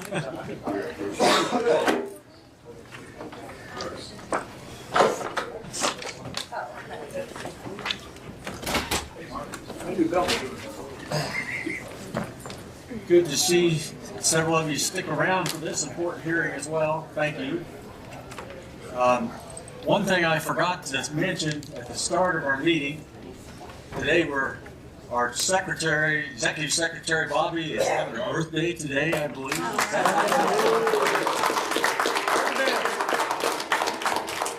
She does a terrific job here keeping us all in line and organized. She's great, and we appreciate her every day. Okay, we're ready to talk about the BOHUT tax proposal. Mr. Chairman, I will, for the record, we do have publisher's affidavit showing the proof of publication of this meeting tonight. It's published both in the Western Wayne News and the Gannett Richmond Cleaning Item. Great, thank you, Ron. So we're here today to continue the discussion of the implementation of this BOHUT tax, which is a combination of a surtax on excise and a wheel tax on larger vehicles. These two different taxes cannot be done independently. They have to be implemented jointly together or just not implemented, but you cannot act on one by itself. They do not stand alone.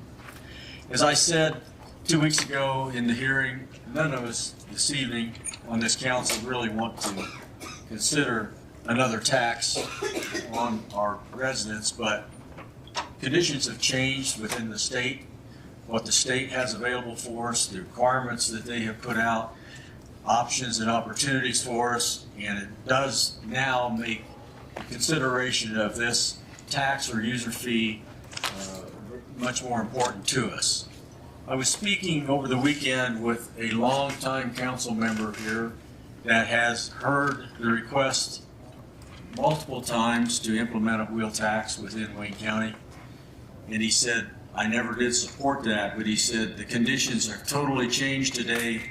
I feel like this is something that you need to really consider, and he would be supportive of that. So I appreciated his comments.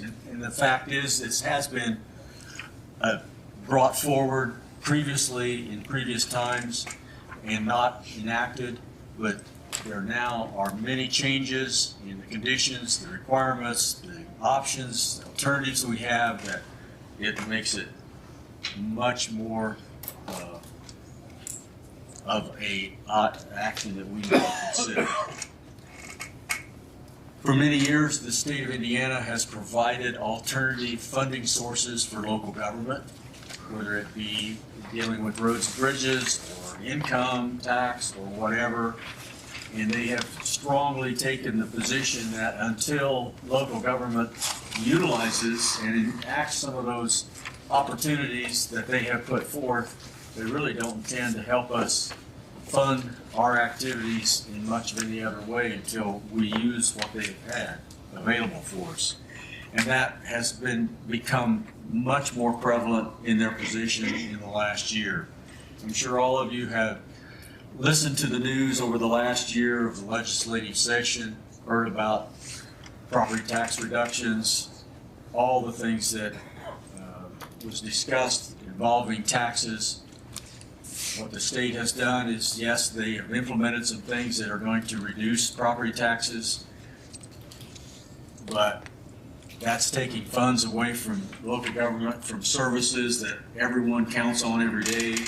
They have given opportunities to look at alternatives to take back those tax monies that they've released from property taxes, but that doesn't mean we have to do it. But tonight, in discussing the condition, the need of our roads and our bridges, we must look at this potential tax that would be a surtax on the excise that you pay when you get your license plates, or wheel tax on larger vehicles.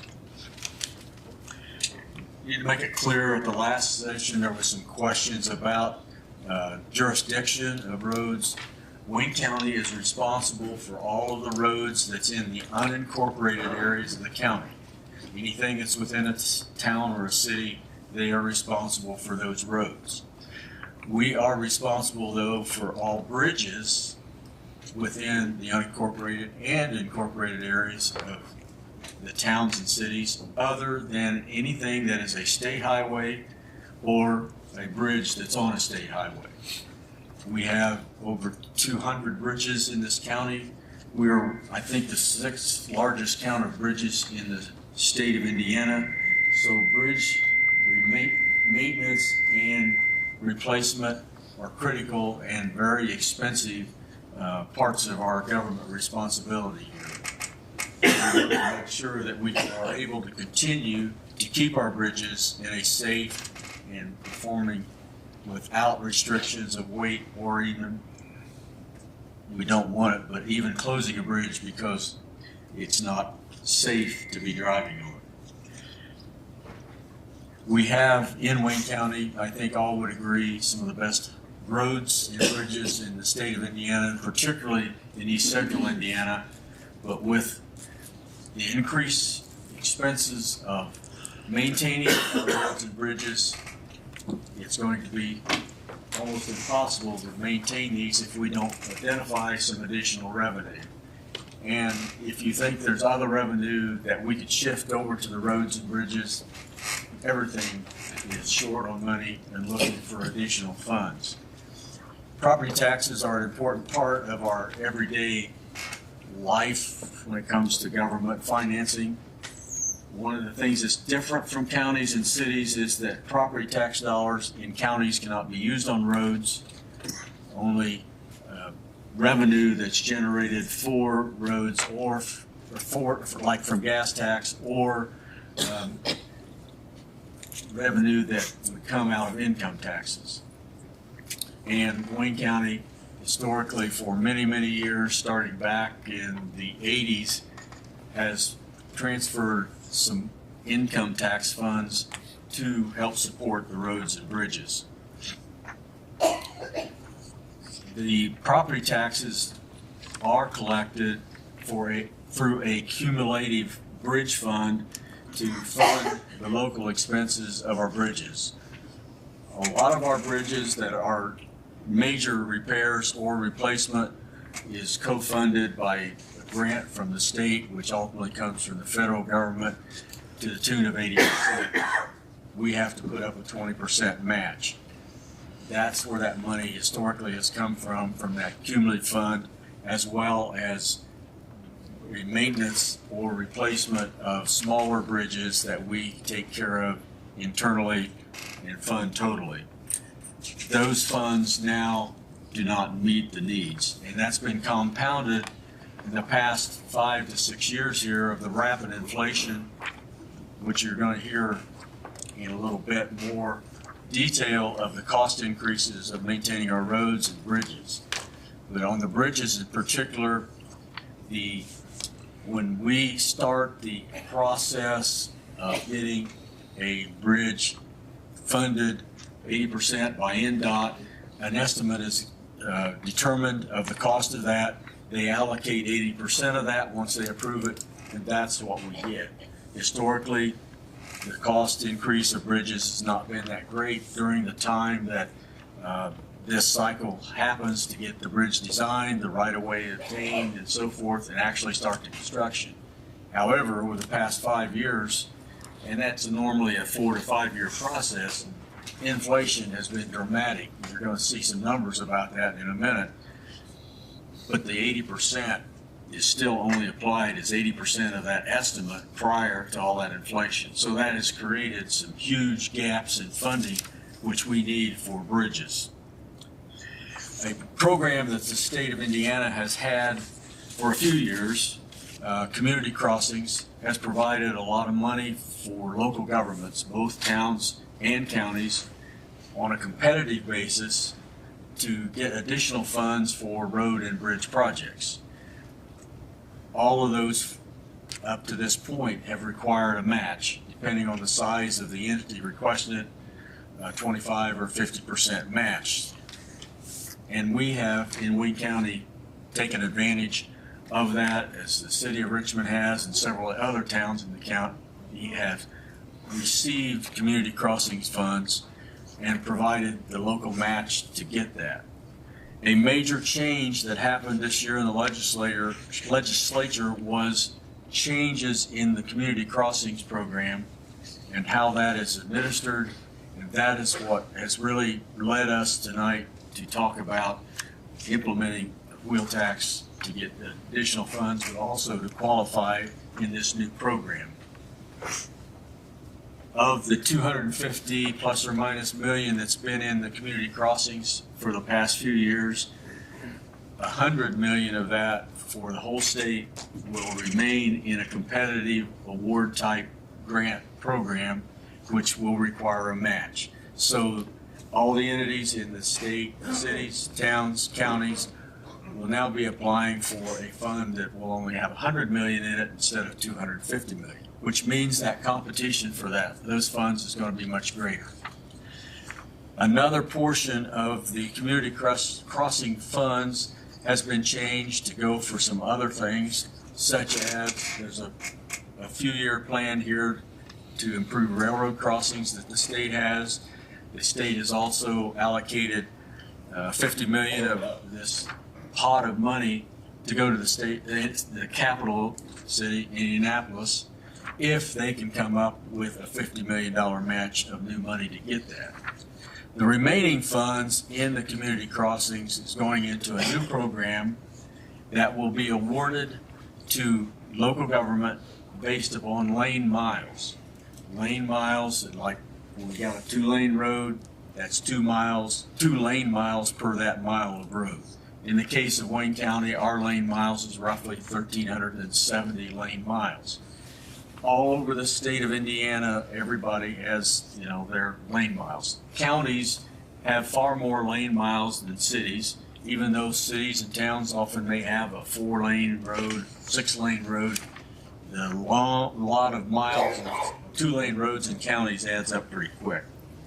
So the there's multiple qualifications to get that money, which is not competitive, it's automatically distributed, is to have in place a wheel tax to get that. You don't qualify to get those funds unless you have the wheel tax.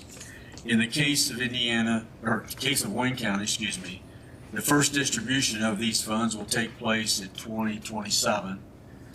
Wayne County's potential money out of that account will vary from 1.5 million, getting all confused here, 1.5 million to 2 million plus.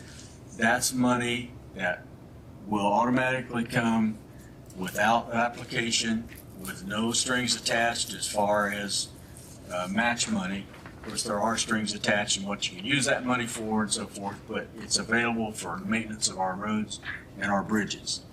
The reason that I gave you a range there is that it depends on several factors as to how many entities, how many lane miles, and so forth will qualify to get the money that's distributed.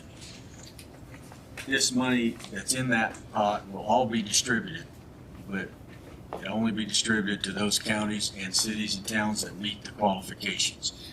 As far as city and towns, the population of a city and town must be over 5,000 to implement a wheel tax to qualify to get these lane miles. The only entity other than the county in Wayne County that would qualify for that would be Richmond. We are to the point of considering this option to get a wheel tax in place to get these additional funds that the state has made available to us. I need to point out as well that the community crossing funds, a significant part of those come from a fee that's part of your excise tax when you renew your license. I believe it's $15 for every registration. So Wayne County residents are paying a huge sum of this money into the community crossings program, and we need to get our share back. And this is one way to do that. like I said, if we don't qualify to get these funds, somebody else will get them. And we need them as bad as anyone else, and we should get it. If this tax is implemented, it not only benefits Wayne County, but it benefits all towns in the county. Wayne County would only get about 48% of the funds that would be raised through the wheel tax. I'm not talking about that community crossings money, but just the wheel tax. The city of Richmond would get roughly 40% of that money, and the remaining towns in the county would get the remaining 12% or so of those funds based upon the criteria of miles, population, and so forth, however the state does that. So even though we would be the ones here deciding tonight and maybe in a future meeting, if we implement this, we would only be getting 48% of that money. A significant part of that will go to the city of Richmond and the rest of the other towns. So, to give additional information and details about this, Brandon Saunders, our county engineer, would like to talk a little bit about the wheel tax and the impact it has on the county. We also have some handouts of the slides that he's got. Have those been distributed, or what's? While he does that, Max, can I make a comment? Yes. Who has those? They're on the back table. Steve, could you see that distributed? Again, we're in the process, and it's a continuation of the process that was begun on your meeting on the 6th. We had to have a separate advertisement for this meeting. We advertised a different ordinance than that which was considered in the 6th because council did not support that and sent it back, if you will, to the drawing board. On the 6th, we were basically proposing a maximum flat fee levy for the excise piece of $50 per qualified vehicle, and on a wheel tax, $80 per eligible vehicle. What has been advertised for tonight's consideration is the conversion to a percentage for that local excise of 20%, and we've maintained the $80 in the wheel tax piece of the dual taxes and the comprise the LOHA. That could be, if it were the desire of council, that could be further amended tonight, as long as the amendments reduce the aggregate amount of the tax and the revenue generated. They can't increase it. So, with that being said, thank you for that clarification. So, Mr. President, Yes. that is the discussion tonight, 20, just for the public purpose, 20% of the surcharge plus 80? That's what we're going to take public. But is that what we're proposing tonight? Or is that what you're proposing tonight for the public hearing? Well, we can determine and amend that rate to any level we want. Okay. We can't go less than the minimum. Right, I know that. I just didn't know if we had narrowed it down to a specific recommendation. We, Barry and Garrett and I met and we talked about the different levels, the magnitude, the impact, and all of that. And we come out of that with the recommendation of 20% on the excise tax and $40 on the wheel tax. Okay. That's what I thought. I just want to make sure. The 20% on the percentage route is the maximum, and that also includes a $7.50 minimum. 66%, and Brandon will talk about this as well, it's in this handout, 66% of the registrants that would be affected by the surtax would only be charged the minimum amount. The surtax, and you'll get into the different classes of vehicles, is based upon the age of the vehicle or the motorcycle or whatever, and the original cost.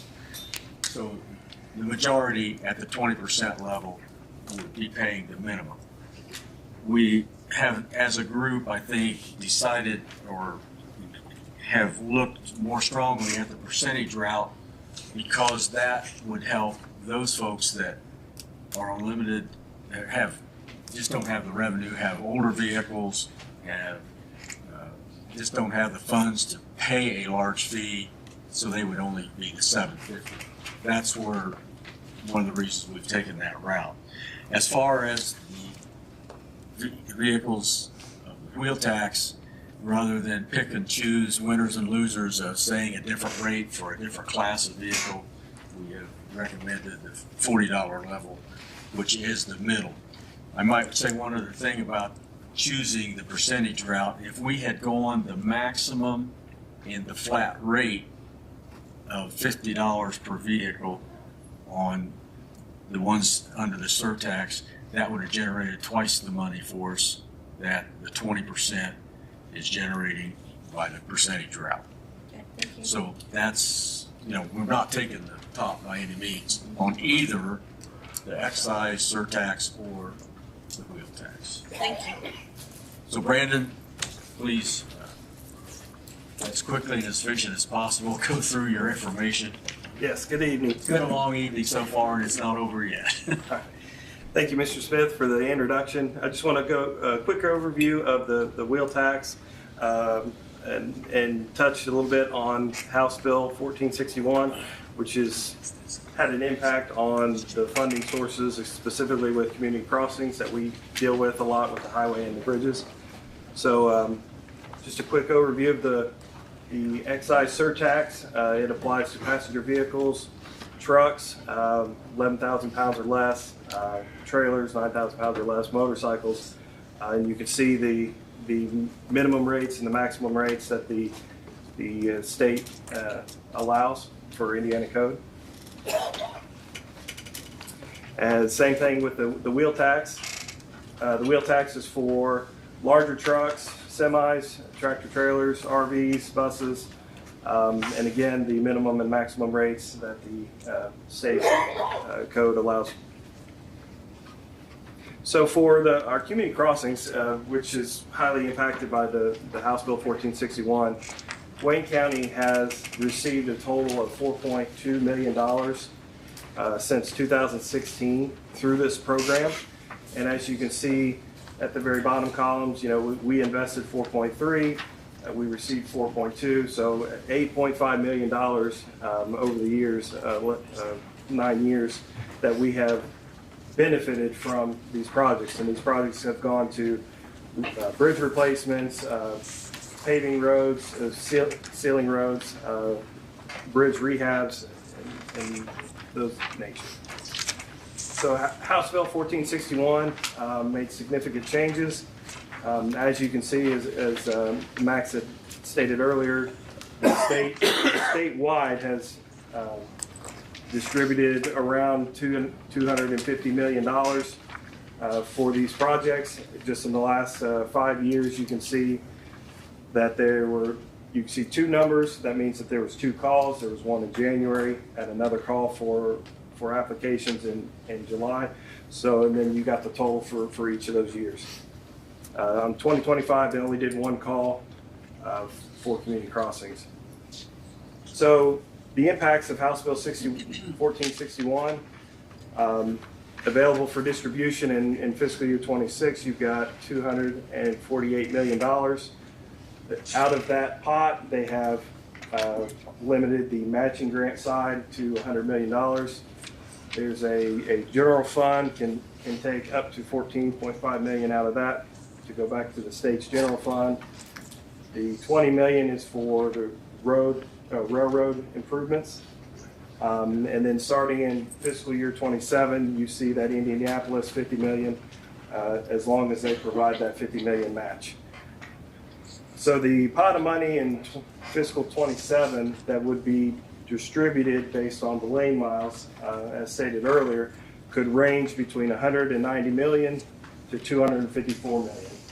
The reason for that range, the difference, is the $64.5 million for Indianapolis and the general fund. If those were to remain in the program, you're going to have a larger amount that's going to be distributed. So as of 2022, there's been 55 counties out of the 92 counties that have adopted the wheel tax. And since 2022, Grant County and Franklin County have both adopted the wheel tax, formerly known as LOHA. So just to kind of give you a quick sample registration. I'm sure everybody has seen this when they register their vehicles. The categories highlighted in yellow, that's the information used about your car, the age, the vehicle classification, the weight. The area in the green denotes the county, and the county wheel tax or surtax fee for your vehicle. The blue categories is a municipality, and in this example, Angola, the city of Angola did not have a municipal wheel tax, so that's why you see 0.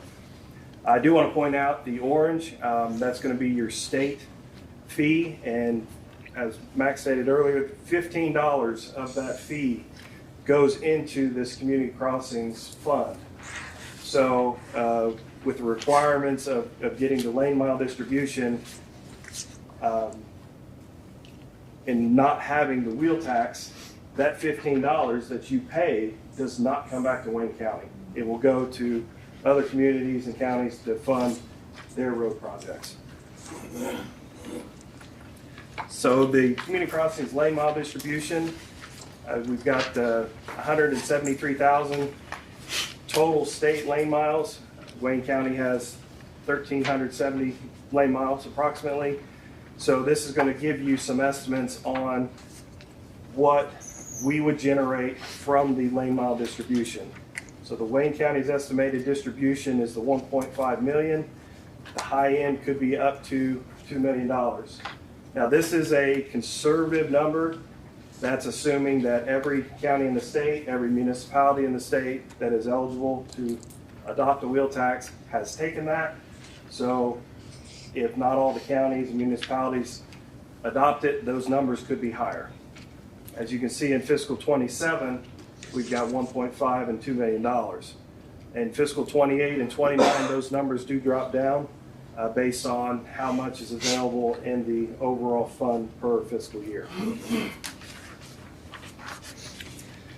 This slide represents the estimated revenue that Wayne County would receive based on the $7.50 minimum rate and a 20% max rate for the excise surtax and a $40 flat rate for the wheel tax. So for the county, it's a potential to generate about $777,000, which is 48% of the total funds. Richmond would get $650,000, it's 40%, and then you can see the remaining distribution based on the percent of allocation. So this slide, I wanted to highlight the individual classifications for the vehicles and the ages.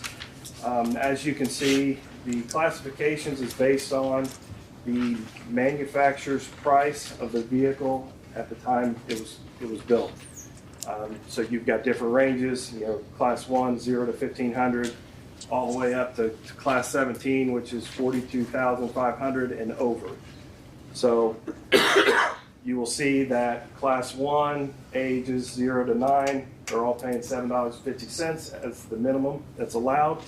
And you can go to class 17 and see the approximate maximum that you would pay based on your class and age. And again, 66% of all Wayne County registrants will pay that $7.50. That's over almost 41,000 registrants out of the 62,000 vehicles that are registered in Wayne County. So this slide here is just an example of what the minimum rates would be if they went the minimum route, the maximum route, maximum flat fees. I've also listed a few percentages, and you can see in those columns what the county would generate, the minimum and the maximum fees, and also the percentage of those registrants paying the $7.50 for the excise surtax. Also got the same range for the wheel tax, so you can kind of see what could be generated based on what rates are adopted if they are. At this time, I'm going to turn it over to Mike Sharp. He's going to talk about the highway funding shortages, and he'll come back to me for the bridge side. Thank you. So I'm going to be showing you a table that contains various costs from 2024 compared to 1995, have a 24-year span. The table breaks down some cost of the materials, equipment, treatments, types that we give for each year. The columns labeled is, I've got a percentage increase and kind of highlighted those individual cost increases because we're using the same material and treatments that we did in 95 that we're using today. These percentages emphasize the cost of these items have increased more than the revenue that's being brought in. Overall, the 2024 cost as they relate to the amount of road maintenance coverage has declined over the years and does not go as far as it did in 1995.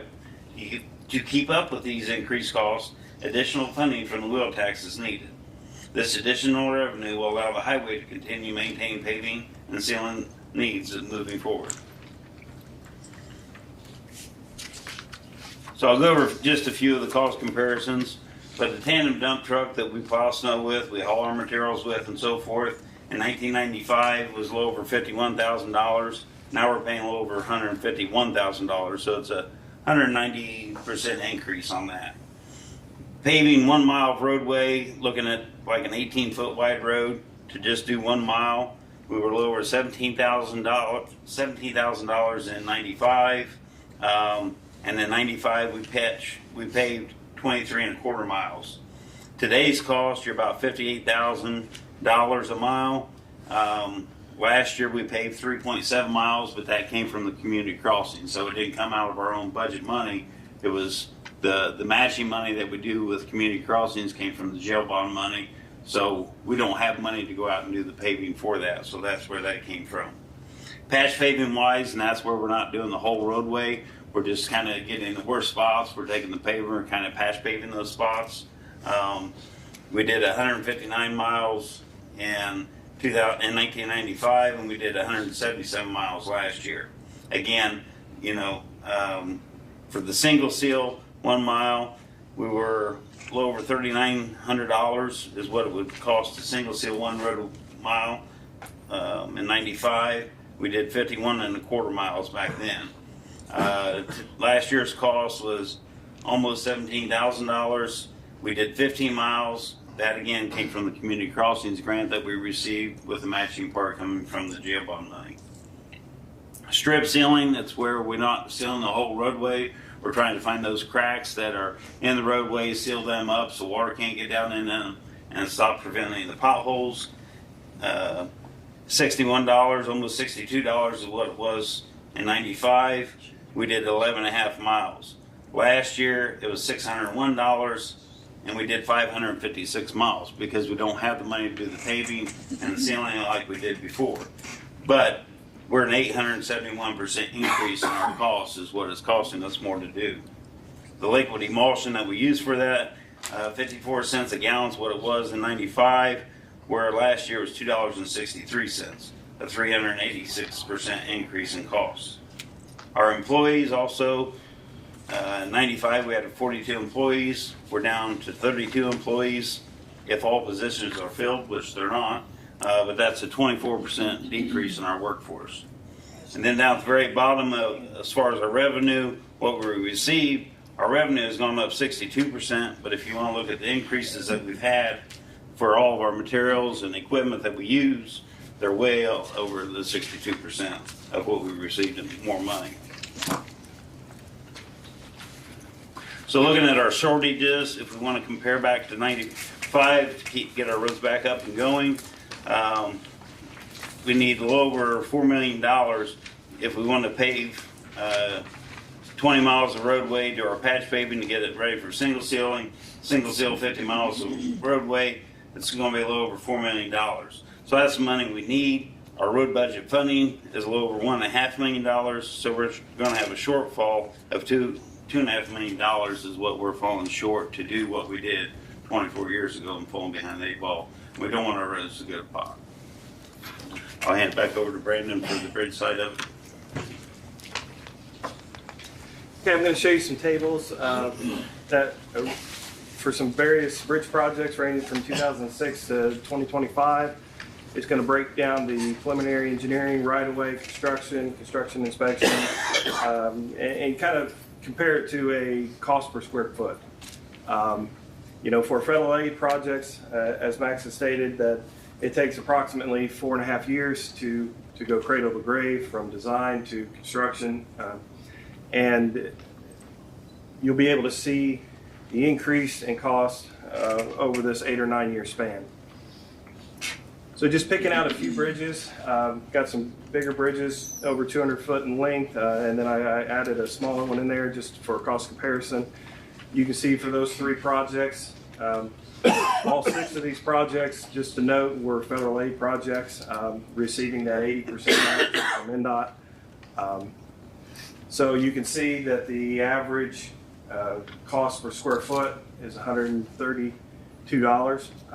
Looking at a project in 2018 and 2 of them in 2025 we just completed, those costs have went up 300%. They're now $551 a square foot. And to do these projects every year, the annual revenue for the bridge department comes from property taxes is right around $960,000. So when you split that out between 230 bridges, it's not a lot of money per bridge. So just a quick recap, we've got 230 bridges in the county. We're ranked 6th in the state. There's 14 bridges that are currently under a poor rating. Now, I don't want to scare you. That does not mean that they are hazardous to cross. It just means that they may have an element or two that we need to, that pops out to us that we need to address in a timely manner. So they're not going to collapse tomorrow, but it does mean that we need to take a in-depth look at them.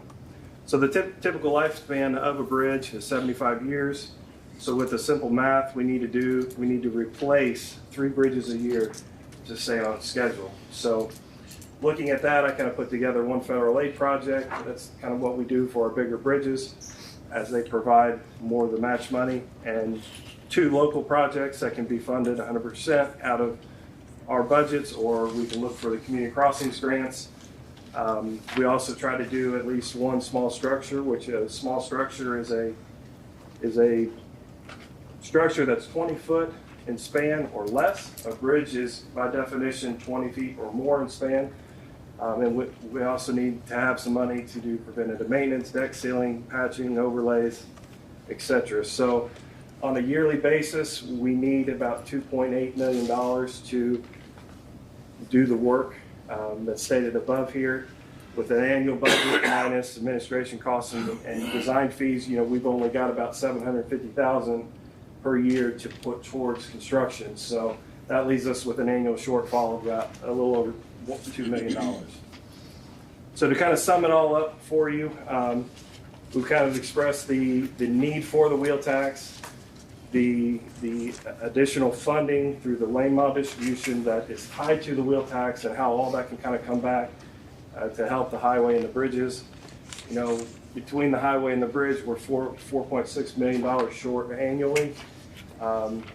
The estimated wheel tax based on a possible solution of the $7.50 minimum, 20% max, and then the wheel tax at a $40 flat rate will generate about $777,000. The first pot of this lane mile distribution in 2027, again, will bring in $1.5 million. So you can see that in 2026, we're $3.8 million short, and in 2027, with the wheel tax and the distribution, we're still $2.3 million short. So that's the need that's coming from the bridges and the highways. So that is why these additional revenue sources are a need for us. At this time, I'd like to turn it over to Max or any other questions that you guys may have for us. So you've kind of heard the story of where we're at. Get it down a little more to current conditions. We've got 3 bridges that will be let out for contract in October. One of them is a major bridge. Right now, as I explained, with the funding gap due to the inflation, we're about $1.2 million short of having funds to cover our portion of that requirement for those 3 bridges. We do have some funds available that we can cover that this year and keep those going, but if we continue over the years taking funds that is reserved or would be used for other purposes, that won't last very long. So the problem is here now. And in the next 2 months, we're going to have to act on filling that gap.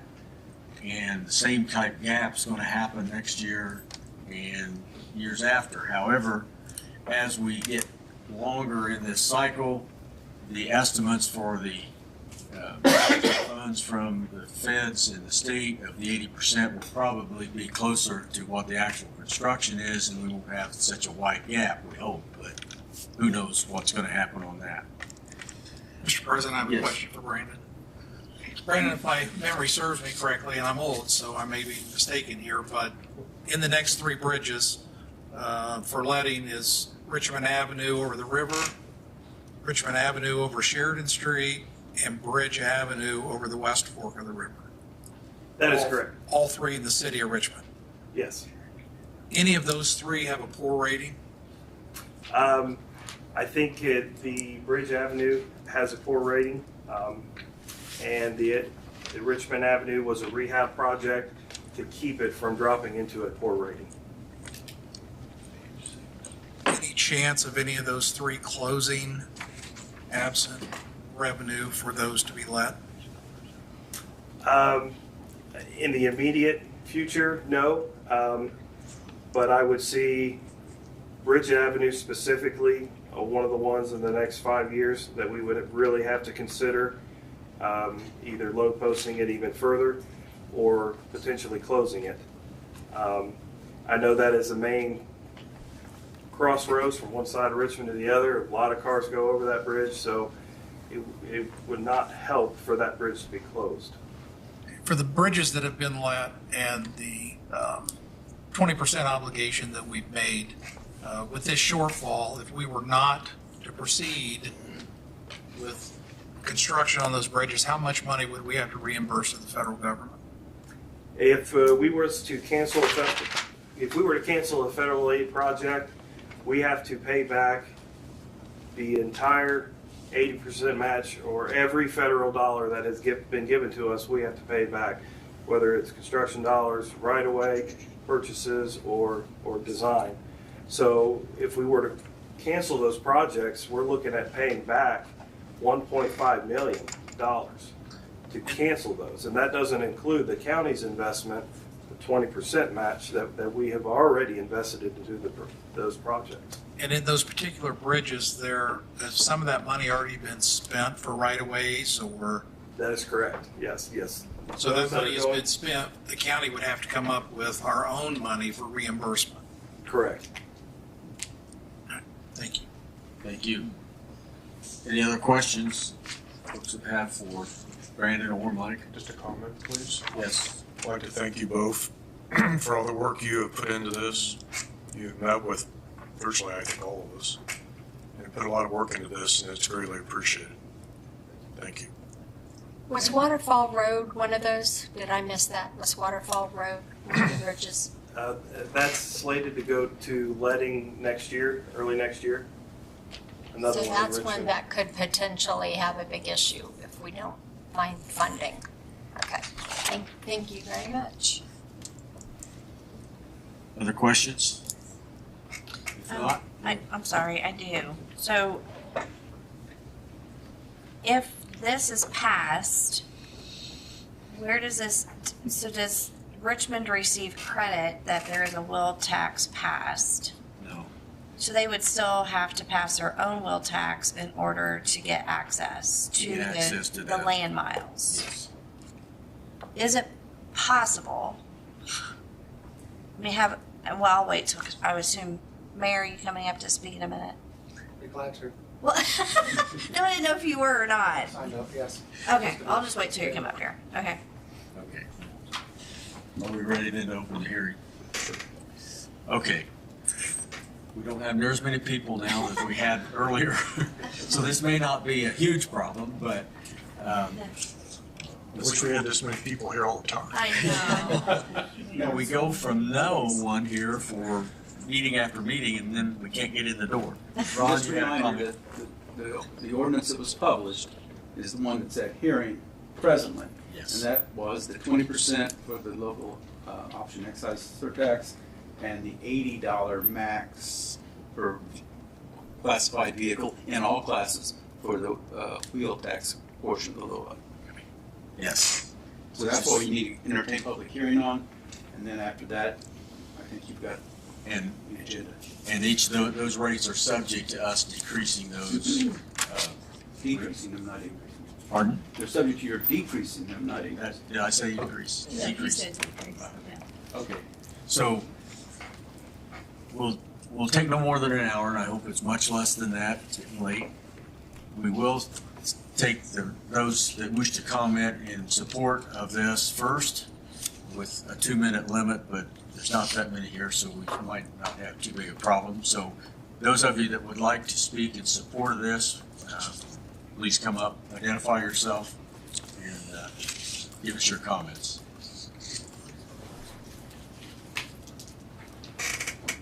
Good evening, Council.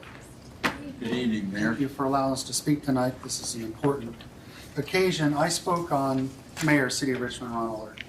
I was happy to speak on August 6th, and I had 2 pages of notes. I won't read all those again tonight because you can go back and watch those on video. Thank you, WCTV, for being here. Appreciate that. As a couple things mentioned, your Council President, Max Smith, mentioned that cities, unlike counties, can use property tax for streets, and we definitely do, and that's becoming a bigger even struggle. We're scheduled to lose or receive 1.1 million less next year in our auto excise, CVET, and FIT, and that affects the money that we put into the operations of the street department. So we do get motor vehicle highway funds, the local roads and streets for the paving and all that stuff, but we have to pay for operations. We certainly appreciate the partnership, the way the Indiana government has set it up to where counties maintain bridges, and you have the engineers and you have the opportunity to do some different funding that we don't from the federal government especially. So that's hugely important. So do appreciate that. Also appreciate that about 40% of the city's employees live outside of the city limits, so they travel on county roads or state highways. And I look around your campus, and all of your employees that work at this campus travel on city streets. So it's usually important that we keep these streets safe and navigable. One of the things that's different, you have 1,300 lane miles of roads. City has 296 lane miles of streets, plus a bunch of alleys. Our streets per lane mile cost a little bit more than yours because we have to pave them. We can't chip seal. Well, they don't want us to. But we have all these manhole covers, underground utilities. Every time we touch a street, it just becomes a mess. We have stormwater inlets, we have curbs, we have sidewalks. So our costs per mile are more than yours. And at the end of the day, I think our costs are very similar when you put all those together, other than on the bridges, of course. So I'm here to speak in support of this. The city is not pursuing a LOHA tax at this time, will tax. We'll wait to see what the county adopts and see how that affects our budget next year. We could certainly use $1.4 million the max. If we end up with $650,000, then council will meet and figure out what we need to do to get access to our lane miles. You know, at the very last minute of the session, there was a point where the county could only do the wheel tax and the cities could not. But the very last session, they decided municipalities over 5,000 could do their own, or whatever the number is. And I think that's important because they realized that we wouldn't have access to lane miles if we didn't. And our cost per lane mile is a little more expensive. So, do you have any questions for me? I think you did. I did. So, I'm struggling with the double taxation piece. Yes. And I know Mr. Kappa is too, and Yes. Ms. Williams lives in that area, lives in the area of double taxation. So, and I'm not blaming you, I'm blaming the legislature, right? So, They set this up, yes. so if we pass the tax, 42%, 40% will go to the city of Richmond. I appreciate your partnership to say right now we're not going to pursue it, but frankly, we don't have a way of knowing what next year is going to bring for you. And so I knowing now that you don't get, I think that's stinky. That's sticky because our lane mile calculation, It's that's stinky that you don't even get credit for the fact that we are passing the tax for the county and you are benefiting from it. Could that change before we have to do our own? That's my question. I don't know. So Could have the you state had legislators any? change that? I don't know if they would. So I did Because have a next year's a short session, so I doubt they would. Okay. They would wait for 2 years to change it. So, right now, one of the things that's different about the city also, for our Community Crossings Matching Grant, most of that comes from the Richmond Redevelopment Commission because we don't get enough MVH money to fund that from MVH. A little bit comes from MVH, a little bit comes from LIT, most of it comes from the Redevelopment Commission. This year especially, the Northwest 5th Corridor from Williamsburg Pike, Northwest 5th, Southwest 5th, that's all coming from the Redevelopment Commission to match for Community Crossings Grant. So eventually that becomes more competitive, but like you, we score our streets, we have our transportation asset management plan. Another quirk in law, unlike counties, cities cannot maximize their revenue. You can get up to $80 for semi because you have an asset management plan. We cannot. We can never double tax to the point you double tax. We're only at half. So what's The the most we can do max is that half, you can even do? though we both do this transportation asset management plan, send it to the state, we do the same work, we can't get the amount that you can get. So even if we have to tax some level, we can never tax to the level that you can. Yeah. And two other things that people should know in the audience, three other things, real quick. There's some other quirks in law. Church buses will never pay this tax. Right, correct. And if you walk through City Hall and see the photographs of the 32 mayors who've been in place since 1840, few of them are undertakers, funeral directors. Vehicles used in the service of funeral operations are also not subject to the will tax. That's kind of anecdotal and kind of funny, quirk, but they're just little bitty things. And I just wonder, they've had this lobby a lot longer than we have, so. So I understand So the Indiana Association of Mayors, this was a big deal to have this conversation, right? Yes. Because they wanted to be able to access additional dollars. But the impact for those living in Richmond is, and I'm not, again, this is no finger pointing at you, it's just a huge impact. So if you're living in I don't want Richmond, that. right, and that's what I'm saying, I have to live here appreciate like it. you have to live in the county. Yeah, I I don't appreciate want to pay it. twice. I'm just hoping we can work with the I need- legislatures and see if we can get this changed.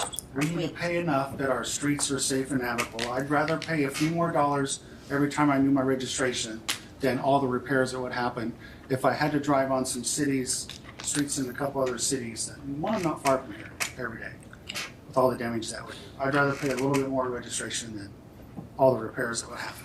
Thank you. Everything's a trade-off. Yeah.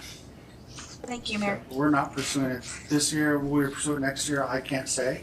We got to see how much this comes in and whatever else gets messed up. We understand. I'm being polite. Thank you. Thank you. Thank you. Thank you for being here. Thank you. I do want to, while you're coming up, Brandon referenced money from the jail bond. When we had a bond that was being paid from income tax that financed the construction of the jail, when that bond was paid off 3 or 4 years ago, I'm forgetting exactly when.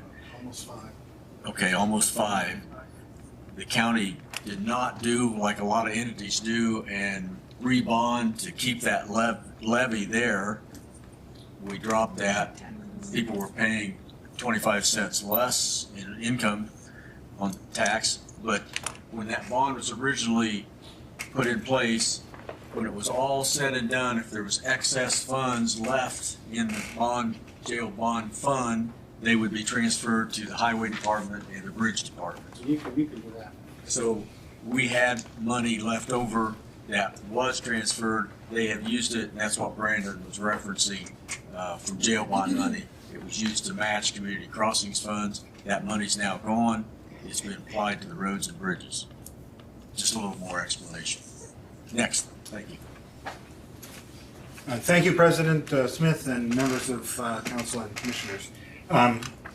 Although my button says we love our library, my button also means, in this context, we love our highway department. And I'm rising to support the courageous consideration that you're giving for the implementation of the local option highway user tax and the wheel tax.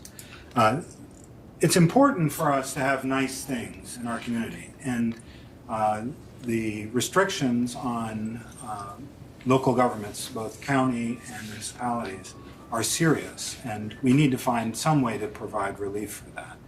And I just want to say that I appreciate the judicious approach that you're taking to how to balance those interests and those options for funding to support all of the required functions of local government.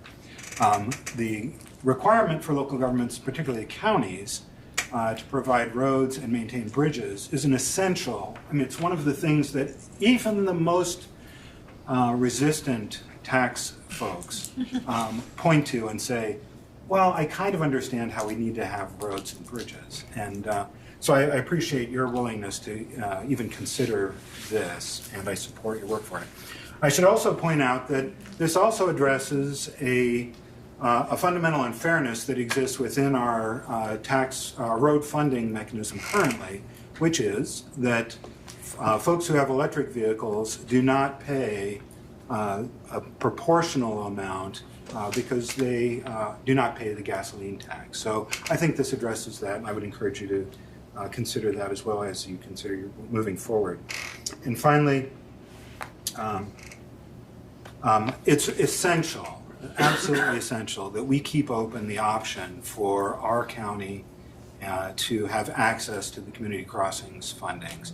And so I realize we're between a rock and a hard place, and I appreciate your leadership. Thank you for those comments. We are very proud of our highway department. It's been top notch for decades under multiple leaders in this county, and they just continue to do a great job.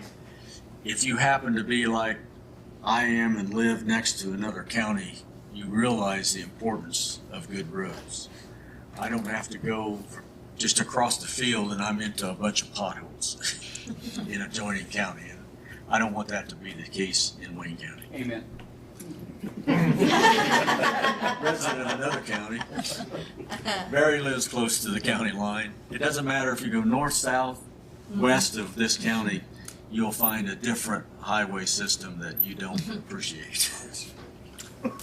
I'm Stephen Inyati, lifetime resident of Wayne County. Just a few quick points.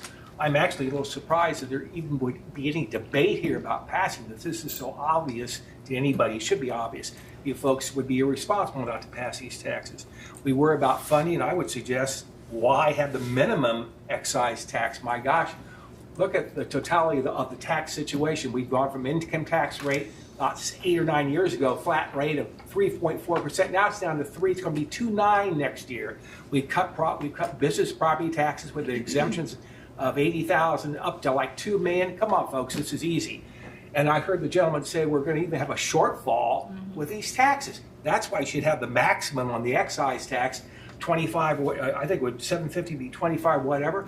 So we can fund these things. The primary responsibility I would suggest of you folks is for government is to fund the necessary services, roads and bridges. For years, as a practicing attorney, I drive to Fayette County for hearings. I didn't have to see the county sign. I knew by the lousy roads I was in Fayette County. When I went to Newcastle, I knew by the lousy roads I was in Henry County. Thank you, folks. Thank you.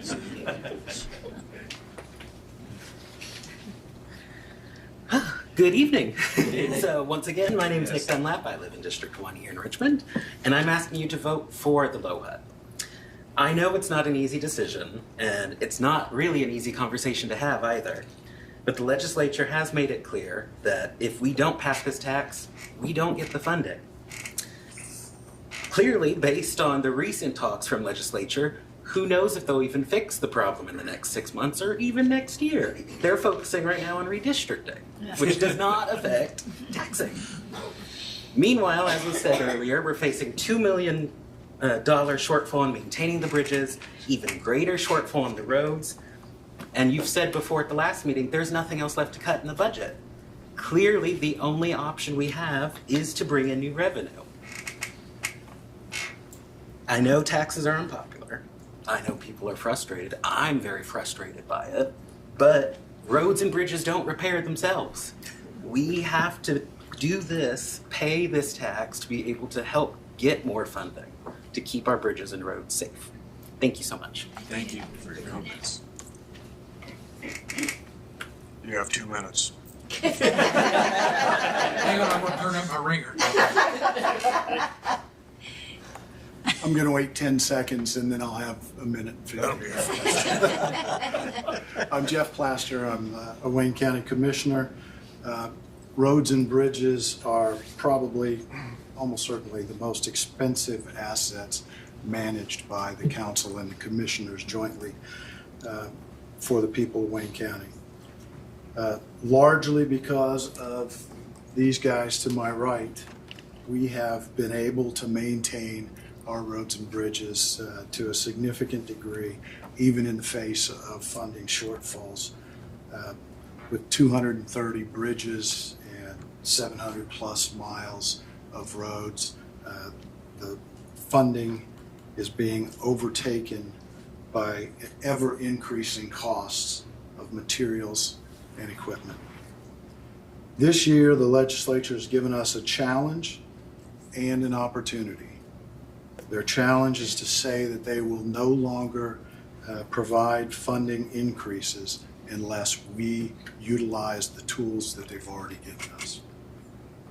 The opportunity is the changes they've made in the community crossings program, the lane mile distribution funds in particular, that would allow us for merely adopting the wheel tax, even if it is at a lowest level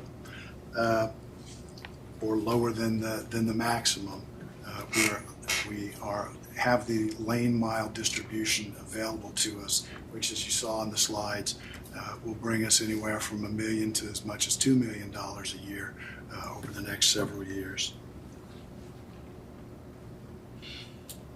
I think the most important element here, roads are a function of economic development. They're a function of our transportation system, obviously. They connect all of Wayne County. And I think you should adopt it. Obviously, the level you set is up to you. It's a growing responsibility, as you know, from changes in the legislature. County council will be the focus of a lot of tax decisions in the coming years.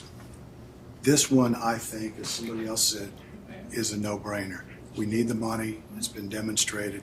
It's a tax that is dedicated to a particular purpose, and we need to maintain our roads and bridges. Thank you. Thank you, Jeff. Anyone else wishing to speak in favor of this?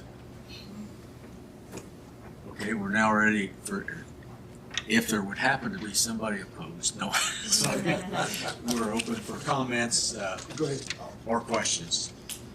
Yes. I'm Bradley Wood from Greens Fork, and I just want to make a slight critique on the highway cost comparison.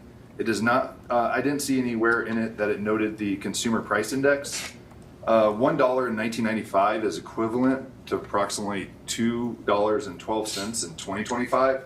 And so that means today's dollars buys only about 47% of what it could in 1995. So I just wanted to make sure that when we're looking at the information that we're comparing apples to apples with the layout of the financial situation. But as we learned last time we met on the 6th, the highway department does a great job with very little, and I commend their effort on that. And I wanted to reiterate that most of the road projects that I have issues with are poorly done projects done by the state, not by the county. And this last week I reached out to a state representative, and he mentioned that there is an error in the state law with the double taxation potential, and he was saying that they're going to look into fixing that issue of where you could get taxed at the county level and you could get taxed at the city level. And as I was digging in, looking at the percentage that Richmond uses of that grant versus the county, it looked like in 2023 that Richmond got more of that grant money, about 368% more than the county requested. And then in 2024, about 190% more. So my gut feeling is that since the county has the workforce and the tools to do their own work on the county roads, that the county should not adopt this wheel tax, but the Richmond should, based off of the numbers. Thanks. Thank you. Yes. Let me provide you with some information first and then ask you a question or two. Could you give us your name first? I'm George Haskett. I'm a Webster Township trustee. Some information, like I said, is just for your consideration here. The Community Crossing Fund, local income tax by county officials based on budget requirements, property tax varies by county, incomer tax, hotel and lodging, food and beverage tax, sales tax at 7%, state income tax at 3%, gasoline tax, and excise tax. Indiana rates 5th out of the 50 states. There are 45 states that pay less taxes than Indiana. Indiana's paying, is the 5th state. The gas tax is meant to function as a user fee, charging drivers to fund the construction and maintenance of the roads and bridges that they drive on. Now that's the gas tax. So what I'm asking you guys, a little bit of a question here. I know you don't get all the state sales tax at 7%. You don't get the state income tax at 3%. But a lot of those taxes that are created that are state taxes are created inside the community of Wayne County. How do you get your money back? Do the state write you a check? Do you have to send them a statement? How do you get that money back into your wheelhouse where you can use those funds? Let me answer some of that. Go ahead. For instance, the gas tax, that's distributed to NDOT as well as all the local governments. And the NDOT, the state of Indiana gets, I don't know, over 50% of that money, right? Right. I can't, yeah. But the rest of that, and that comes in the form of a couple different funds that automatically go to the highway department.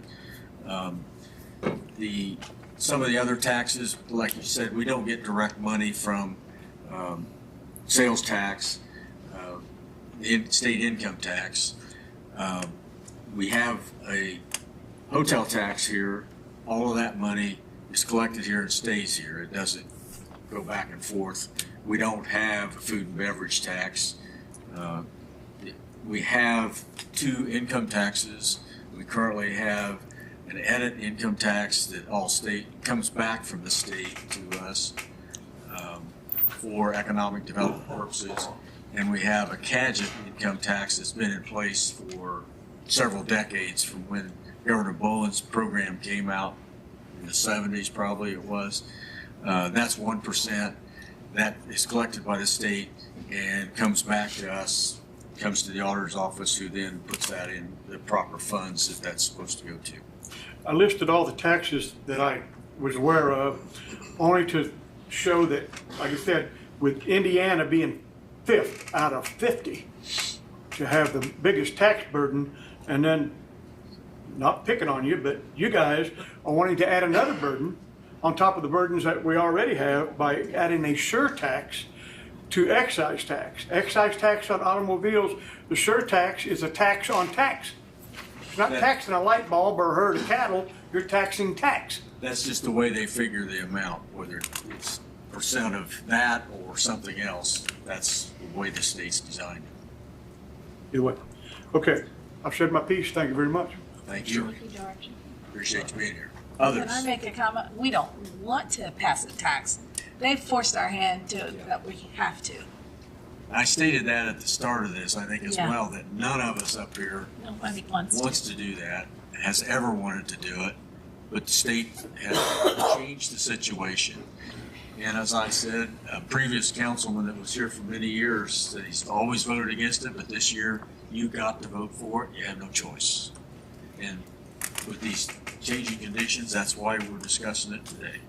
Max, can I Yes. add my 2 cents in there? One thing to remember too, and we haven't talked as much about that, is the legislature said that they are cutting property taxes for this next year. So on one hand, you're going to be getting money back, in theory, money back from property taxes. So that's the money you then would this is kind of playing the shell game, if you will. They're moving it from here to here, but they want us to use the tools being this LOHUT, the surtax and the wheel tax. So really, they're putting money back in here, but they want us to take it out over here because they just want to make sure that they are giving the taxpayers a tax cut, but then we don't want to only be able to answer every third 911 call or every third sheriff's call. And if we don't have the money to run the county in general, we can't do it. So that's part of, the other thing is in having these other options or these tools, they're forcing us to say, well, we want you to do it this way instead of this is the way we've always done it. We want you to do it this way. And then down the road, maybe income tax and other things. We haven't even gotten there yet. We're just trying to do this. But keep in mind, supposedly, you should be getting money back on property tax, or not getting it back. Let me rephrase that. It should cost you less. That is what they said. So with that premise. On a positive note, in 2013, there was no inheritance tax and no social security tax. So it's old people like that. Yep. One thing I want to add on the gas tax, the state revised that, raised it, put an escalation clause in there based on inflation. This happened probably 5 or 6 years ago, somewhere in there.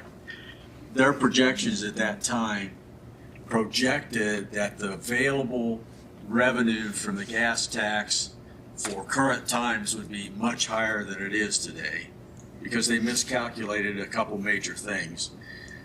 It's the electric vehicles, the hybrid vehicles, so we're not using as much gas, and is there enough of those to even get into the equation? it's more than you think. I'm sure it adds up. We don't see it so much here, but statewide it's a major thing. The other part of that is all of the cars that are regular gas or diesel powered are getting better mileage. So in theory, in practicality, they're buying less fuel, thus paying less gas tax that was figured in all the calculations they use projecting that out. So the state right now, and some of us have been to some meetings in the last 2 years where they've talked about this, the state's getting more money than they were, but way less than they had projected, and thus counties and cities are in the same boat. We should have been getting more from the gas tax than we're getting today, but it's not here. So this is just another reason that we need to look at alternative revenue sources for our roads and bridges. We're still in public comment or against. Yes, we are. We're all commenting here, aren't we? Yes. I'm up. All right. You guys do a great job. And because of Mrs. Williams, you were able to pave Garwood Road from Warnley to Henley 3 or 4 years ago. I loved it. I kind of agree with Mr. Plaster, except it's not a challenge. It's blackmail from the state. Let's just call it as it is. Couple questions. So how much do we receive on the excise tax? Is it a flat fee? No. Well, what we're proposing is a percentage of the value of the vehicle. So, it's based on the value and the age of your vehicle. So if you currently were paying $100 excise tax and we put 20% on that, you would pay an additional $20. That's the part I'm struggling with. Because what about the people that just bought a high-end SUV? I'm going to pay more than somebody that's driving a 2015 Honda. And so am I. I understand that. So it goes back to where you cannot tax your way to prosperity or tax the rich or the well-to-do. So, just keep that in mind. I know there's going to be a will tax, just as I'm standing here. The state already gets plenty of money, like one gentleman said, with the electric vehicles, they charge more to get your plate. My hybrid that my wife drives, So I think it's going up to $75 this year, extra on top of everything else. So, you know, I know there's going to have to be a wheel tax, but I don't agree with the percentage value on a vehicle. I just don't. Thanks. Thank you. Any others wish to speak? Questions or opposition? If not, do we have a motion to close the We have public? some others coming. Oh, sorry, I didn't. It's all right. Took her a little bit. She's not quite tall enough. Welcome. Mary Cheney, I live in the county. As I understand it now, you are proposing $750 minimum, 20%. Is that what we're talking about? That's what's on the Different than table. the last meeting that I was at. Correct. Okay, now, and I'll ask you a question. I'm not attacking you, I'm asking you a question. According to the slide on the fee-based on modified percentage, I don't drive a fancy car, but thank God my car is going to turn 9 years old this year, that I'll have the opportunity to pay $7.50. Okay? I question, if you could please tell me where you got the data that says 66% of Wayne County will pay $7.50. When I drive in this county and all I see is new cars and big SUVs. That's based on the BMV data from 2024 from last year. So when they provided me that information in an Excel sheet, they had hundreds of thousands of entries sorted by counties. They also labeled each item with a class and a year. So when I went through and I said, okay, class 1, year 0 has 20 cars. Class 1, year 1, year 2, year 3. And I filled out this entire spreadsheet. I have it on me if anybody would like to see it, but it goes through and it shows approximately 62,000 registered vehicles from last year that applied to the excise tax. And when you run the numbers based on the minimum of $7.50 and the 20%, it shows that there's 40-some thousand registrants that would qualify for the $7.50. And the surf tax is also not just on cars, it's also on motorcycles. Yes. Small trailers, small trucks. So some of you wonder who's got a car that costs them $1,000 or $1,500 when it's new. That's little trailers, that's little motorcycles, scooters, those kind of things. So all these things are in that. Anything that's Yes. registered. Anything that's registered in the BMV. It just looks like there's a lot of fancy cars out there, okay? And my thing is, I'm still opposed to it. If you don't vote unanimously tonight, I'll be opposed to it on Monday, okay? Just so you know.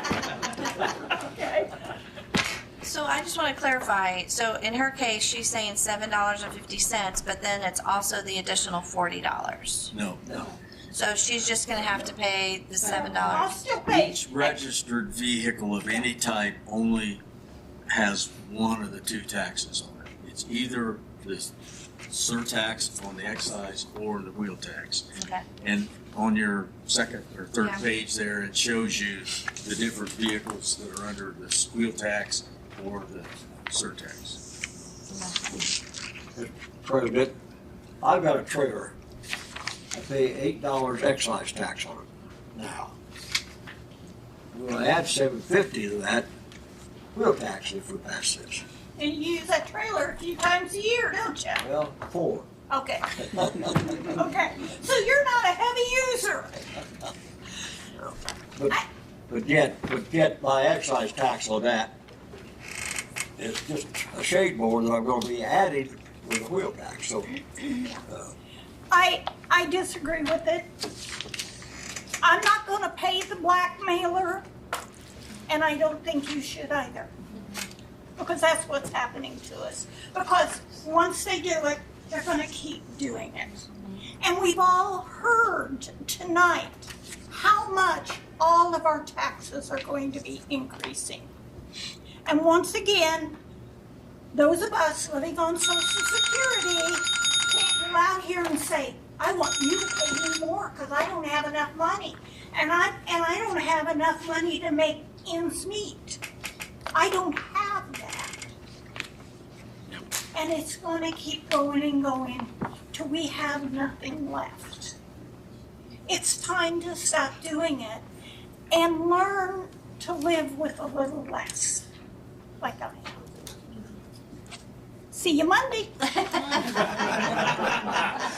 Looks like we'll be here. Thank you. Max, can I add one thing? The county did get emails. Bobby kindly forwarded those, so we got emails in favor of and against.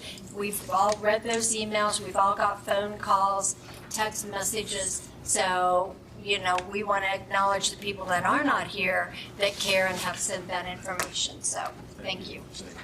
Yes.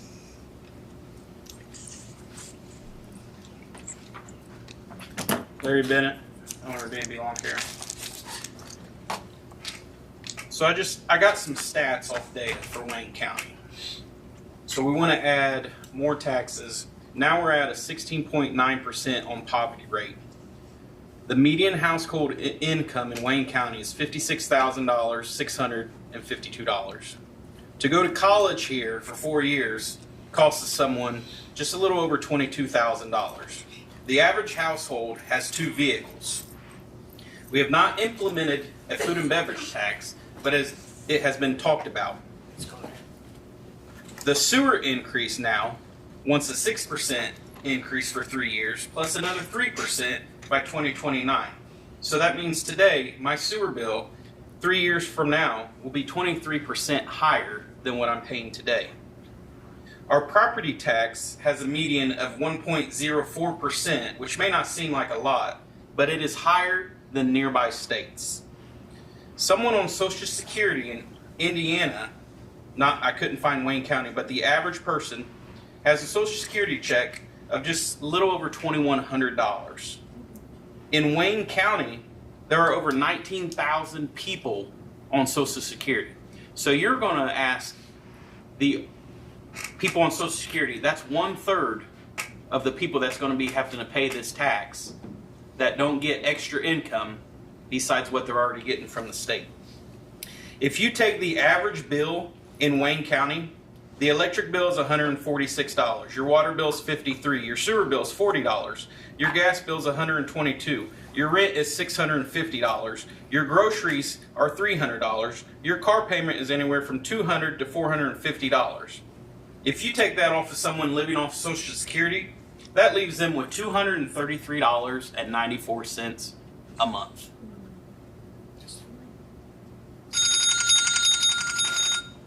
It already sounds like we're going to get taxed no matter what. And Misty, according to what you asked Mayor earlier, I asked him the same thing. He said if you do not impose the maximum, 20%, the city is going to do the same thing. So either way, the wheel tax will come off of the county, plus we're going to have one for the city. He's already stated that to me, but stood up here and said, let's see what's going to happen. If you don't pass it at the maximum, the city's going to imply another tax. Mr. President, I think the important note there in comment, in response to that comment, is the mayor doesn't have the authority to impose the wheel tax in the city himself. That's up to city council. And if the mayor wants to do it, he's going to have to rely on city council to get the votes there from those 7 members. So he alone would not impose that tax. I know him not alone can impose it, but he wants to push it already, is where I was getting at on that. I appreciate that. Thank you. Other comments? Yes. Larry Hutchison. My question is, the cars out here that are more than $42,500, What are they paying in tax on this? A $60,000 car, what are they gonna pay in tax? How much more is this guy gonna get because of all the new cars out here? And I go drive through the new car lots, and you'll rarely find one under 50 grand. I'm not stupid. You people sit here, The highest. and I agree with George sitting right here. We grew up hearing from the time we were 10 years old to teenage, Indiana land of taxes. Well, now we're working for loan sharks, and they're bleeding us dry. Whether it's you people, whether it's the dude out there, the governor, or the dictator who's going to rid the Smithsonian. Now, what's next that the Social Security people do not even get a raise this year because he's already trying to figure that one out. I'm tired of it. What's a trailer that is 3,000 pound going to pay on this? A trailer that has a tag saying 3,000 pound weight. What are we going to pay? $7.50. What's a 7,000 pound trailer? $7.50. What's one that's 12 or 14,000? That becomes a wheel tax. Oh, now these people out here who are trying to make a living mowing yards are going to pay more. It's ridiculous that we become taxed to death, and sure as we're sitting here, that mayor is going after a food and beverage tax. We all know it. Because and here's the way I see it, they know as long as we're breathing, they can tax us. That's a fact. We keep getting taxed, and the $48,000 homestead credit is going away, and we're going to get a $300 credit. Wowee. I didn't make the law, sir, the state legislature. And what's the next tax is going to come out? That this governor is sitting here taking our money and using it whatever way he sees fit out there, and what little he feeds back to you people here to try to run a county. Fayette County has a wheel tax. Henry County has a wheel tax. What's to say when you tax us more, Wayne County doesn't turn out like Fayette County and like Henry County? And furthermore, when you pass this tax, and sure as I'm standing here, you're going to do it because you're fearful of the dude sitting out there in the governor's mansion, that we are going to sit here and figure out next year or another year how to come back and tax us more. Thank you for your comments. I will say that none of us sat here are fearing what the guy. And Brad Barrett and Jeff Ratz won't even show up to these meetings, just like Jim Banks and Todd Young won't answer my phone calls because he's draining the Veterans Administration of help. Fine country we're living in now. Thank you. Other comments? Go home, watch Jeremiah Johnson. Motion to close the public hearing. Second. All those in favor of closing public hearing, say aye. Aye. Any opposed? Motion passed. The hearing is now closed. Let's discuss the issue at hand. I think, a note here, we've discussed before, but if we impose a wheel tax, it's not only going to help Wayne County and Richmond, it's going to help all the other towns in Wayne County. They will get a portion of this money. So I want everybody to understand that we're helping the small communities too that need it probably worse than what some of the larger ones do. So, anyway. Thank you for saying that again. That's good. Other comments? Yes, Mr. President. There's been a lot of discussion. Our county council for years has had a strong financial leadership in trying to keep our county in good fiscal shape. With that said, there are many questions as we as elected officials have about SB1. And I have to say SB1 has put a lot of us in a state of flux. I think that would be a true statement. However, no one knows for sure what the state legislature is going to do, or if they're even going to consider changes to SB1 that they've already made. I agree we as council will have to make decisions on how we're going to continue to fund our infrastructure, our bridges and our roads to make sure that they're safe. However, I personally do not agree on how SB1 has placed some taxpayers in a possible double tax situation. I've heard from my constituents in my district. I only had one in favor till tonight. Now I have two that are in favor. All the rest of the constituents who contacted me were not happy about the possibility of a double tax situation. And for those reasons that I've just articulated, I'm going to be voting no tonight, because I am not going to put my constituents that I represent in my district in a double tax situation.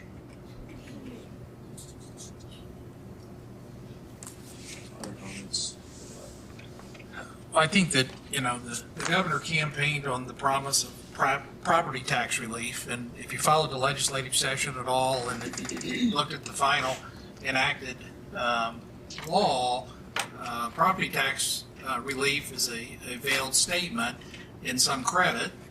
But as part of that and other bills that passed in the legislature, we heard more than once from lawmakers in the General Assembly that local government should use the tools in the toolbox.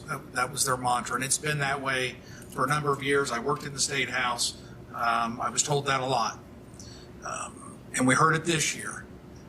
Interestingly enough, that some of the tools that they passed in previous legislative sessions to allow local government to enact additional taxes has been struck from the toolbox.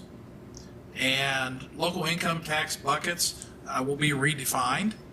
And so where a lot of counties have enacted local income taxes for public safety, 911 centers, EMS, jails, Wayne County has been good stewards of the taxpayers' money, and we and previous councils to me being here have enacted 0 new taxes on the taxpayers in Wayne County, even though they were given the tools.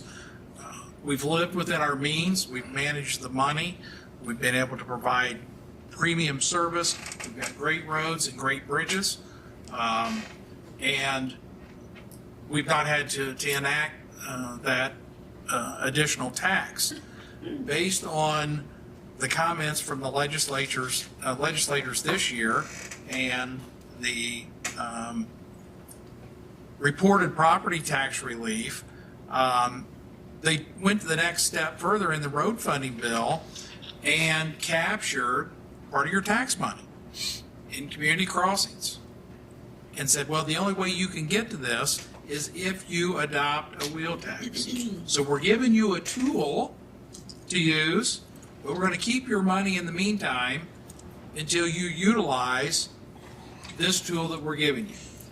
I understand that the legislature could make changes again next year. They could tweak it. They could take away the double taxation. They could redefine the formula in community crossings. We don't believe that will happen, but if you follow the legislature, you know that you never guess what will happen in the 11th hour. Here, we have not gone directly to considering new taxes. We've done our due diligence. We've started looking at areas where we can cut.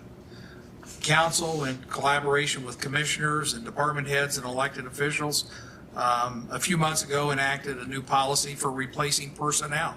We have a lot of employees. Employees are our largest expense.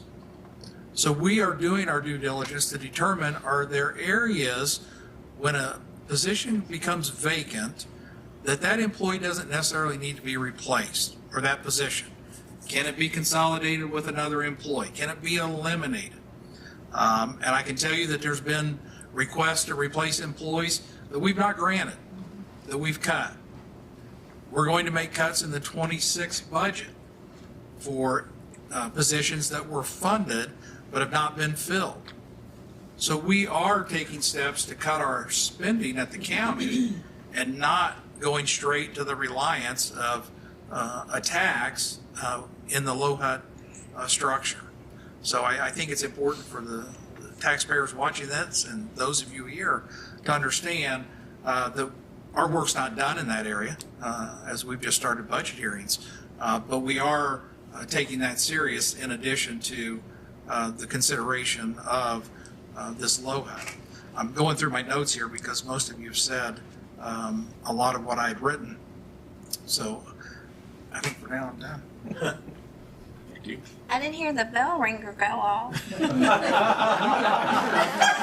on a timer. Thanks, Missy. How to bring some levity to the situation. Excellent observation. You're not here normally. I take more than 2 minutes too, so it's all right. I almost set the timer for I you. know. I deserve it. Max, Yes. can I make Oh, yes. a couple comments? So I was, before coming on council, I have served as the Wayne County Treasurer for 8 years and been in that office several years before that. And I can attest to the fact, as Mr. Hutchison is talking about, the people on a fixed income, people have come in tears and crying and paid their property taxes and told me they were doing without their medication or their food or whatever. And I really feel for those people. I believed every word they said. When it comes to taxing, and that's partly why I ran for office, because I want to help those people. But when it comes to taxing, I think of those people. I don't take this lightly, that we have got to take care of those people, but we can't drive in, and what's it gonna do to your car, Mr. Hutchison, if you drive and you get a flat tire because you hit a pothole? I'm just making comments. This is just my opinion. So I'm trying to weigh out what happens. You know, can we do $750 for the majority and take care of those things? Because I know a lot of people don't have extra for anything, but I don't take any of this lightly, and I don't think anybody up here does. But mine just comes from a little different perspective of having worked with those taxpayers face to face when they were paying their property tax. So that was my, thank you. My question, when you people pass this, the people that go out and repair the bridges, out here the contractors, and the people that sell the asphalt, what do you think they're gonna do? Our people repair the No, when they contract to tear a bridge out. Our open comments period is ended. We They're gonna appreciate raise you the being price of it. What's gonna happen? We have to address that as we have increased costs now.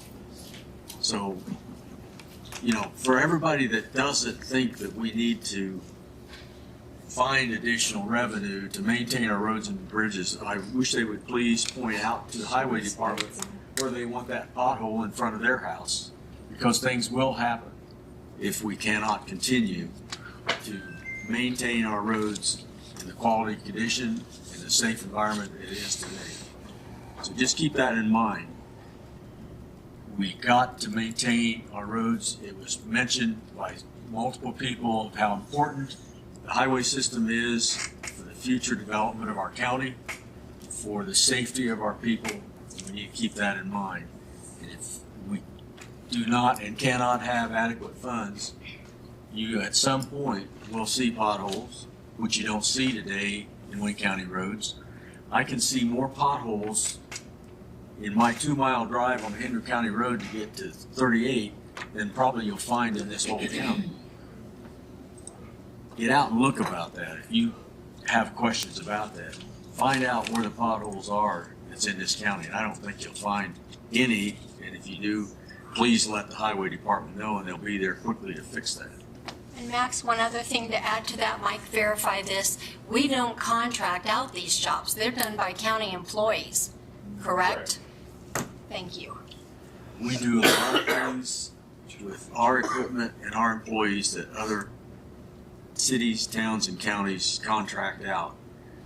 We feel we're very efficient in doing that. We get quality work. at less cost. And we want to continue to do that.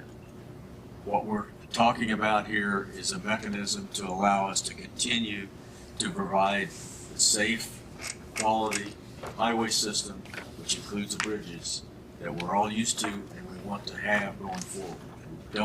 If we ever cut back our funding and let the quality of the highway system and the bridges deteriorate, there will never be enough money to get that back in shape. Say goodbye to good roads. Anything else? Unless Misty or Beth has a comment, I will make a motion to enact the 20% excise tax, maximum of $7.50 minimum. As far as the wheel tax, $40 across the board wheel tax.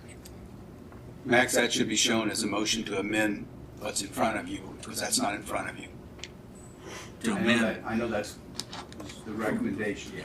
to amend the ordinance that is before us tonight. So there's a little method to this madness. When we started out, we assigned the ordinance 2025-01.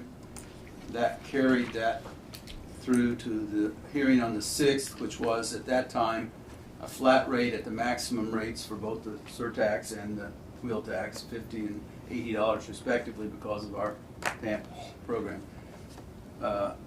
Advertised for tonight was the revised ordinance 2025-01A, which converted the surtax to the 20%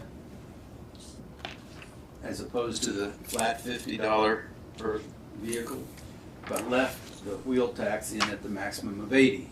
So I have prepared an ordinance 2025-01B based upon our communications prior to tonight, which has the surtax at the 20% rate, but lowers the wheel tax to $40 per each class of the applicable vehicles subject to the wheel tax. And likewise, 20% is applicable to each of the vehicles subject to the local excise surtax. So then in reality, we need a motion to... We need a motion to amend the ordinance that was advertised for tonight's public hearing. And Gary, I assume what you said would be that. That was your intention, right? That was, yeah, well, I could reword that to amend the ordinance and make that a $7.50 minimum and 20% excise tax maximum and $40 across the board wheel tax as we amend the ordinance. We've got to go from our attorney to do that, or pursue that. Now, all we have to do is get a second on this. Well, that's the next step.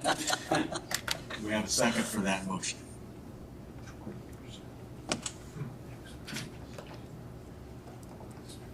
I'll second to move it on. Okay, we have a motion and a second. And to be clear, a motion, this motion, if adopted, just amends the ordinance that's still in front of you. You have not adopted that ordinance. Right. It's two different things. And the only way that that ordinance could be enacted tonight would be a unanimous vote. That is correct. And if not a unanimous vote, we meet again as advertised on Monday evening at 6 p.m. That's correct. And at that time, the vote would only require a majority vote to implement. That is correct. So this vote is to amend the ordinance, correct? Correct. To the level that Gary has stated. Correct. And if it's not unanimous, we would return Monday for a vote that would require a majority. The amendment needs to be voted on first. Yeah. That's a simple majority. Yeah, okay. And then we'd have a motion to adopt the amended ordinance. Thank you. So, do we have a motion and a second to amend the ordinance that has been presented? All in favor of that, aye? Aye. Any opposed? Aye. I think it was 3-4. So the amendment has passed. Do you have, could you poll the board, please, for make sure we get this record right? Mr. Kappa. I was against amendment. Aye. 4. Gary. Aye. I'm an aye. Aye. Nay. Nay. Now, we have a motion to approve the amended ordinance. That's great. And as I said, unless it's unanimous, we return back, as long as we have 4 votes. Then we return on Monday to reconsider this. Same amended ordinance. Yes, that we have amended this evening. You need a motion now to vote on the amendment. To approve the amendment. To approve the amended ordinance. I make that motion, we approve the amended ordinance. Okay, got a second? No, wait, what's your motion? To approve the amended ordinance. We just amended the ordinance to set those levels at 20. Okay, Now gotcha. it's to approve the amended ordinance. Okay, I'll second that. Okay. Any further discussion? We will take a Might as well take a roll call. Mr. Cap. Nay. Kathy. Yeah, yes. Gary. Yes. I'm a yes. Yes. Nay. No. Okay. That is, And it carries over without any further advertising to your advertised meeting that has been scheduled for yes, Monday at 6. yes. Okay, considering the time it is, I assume we have no other business for this evening? Well, wait a minute. Yeah, we have to. Well, What was the result of the vote? We could barely We hear. can't hear what you're saying anyway. Just the the last, vote was 4-3. okay, just last one. The last vote was 4-3 to approve the amended ordinance. Since it was not a unanimous vote, we will return Monday to consider again and take another vote. Will our attorney respond to, would that be a hearing or just be a meeting that we Just a would? regular meeting. And I don't think there's anything wrong with allowing public comments at your meeting before you vote. I mean, that's the way other governing bodies have to act. School corporations, for instance, cannot take final action on anything in their meeting unless they give the public an opportunity to comment. But that's a very, It would not be an official hearing as such. it's not a public hearing. All right. As far as the other 2 items on the agenda, the commissioners have given up their, Oh, I want to talk for the next hour. Mr. Brad, you're welcome to sit here as long as you want. Oh, you'll let me talk to myself? That's the only people gonna listen And to I'm not me. gonna set the timer, I'm leaving. You're working on another birthday. If you're not gonna order a pizza, I'm gonna go home and watch Jeremiah Johnson. I'm going with him, so never mind. Okay. Did Steve have anything he needed? No, Steve, you didn't have anything you had to have tonight, did you? No, Motion to adjourn. Second. been moved and seconded, to adjourn the meeting, all in favor, aye? Aye. Any opposed?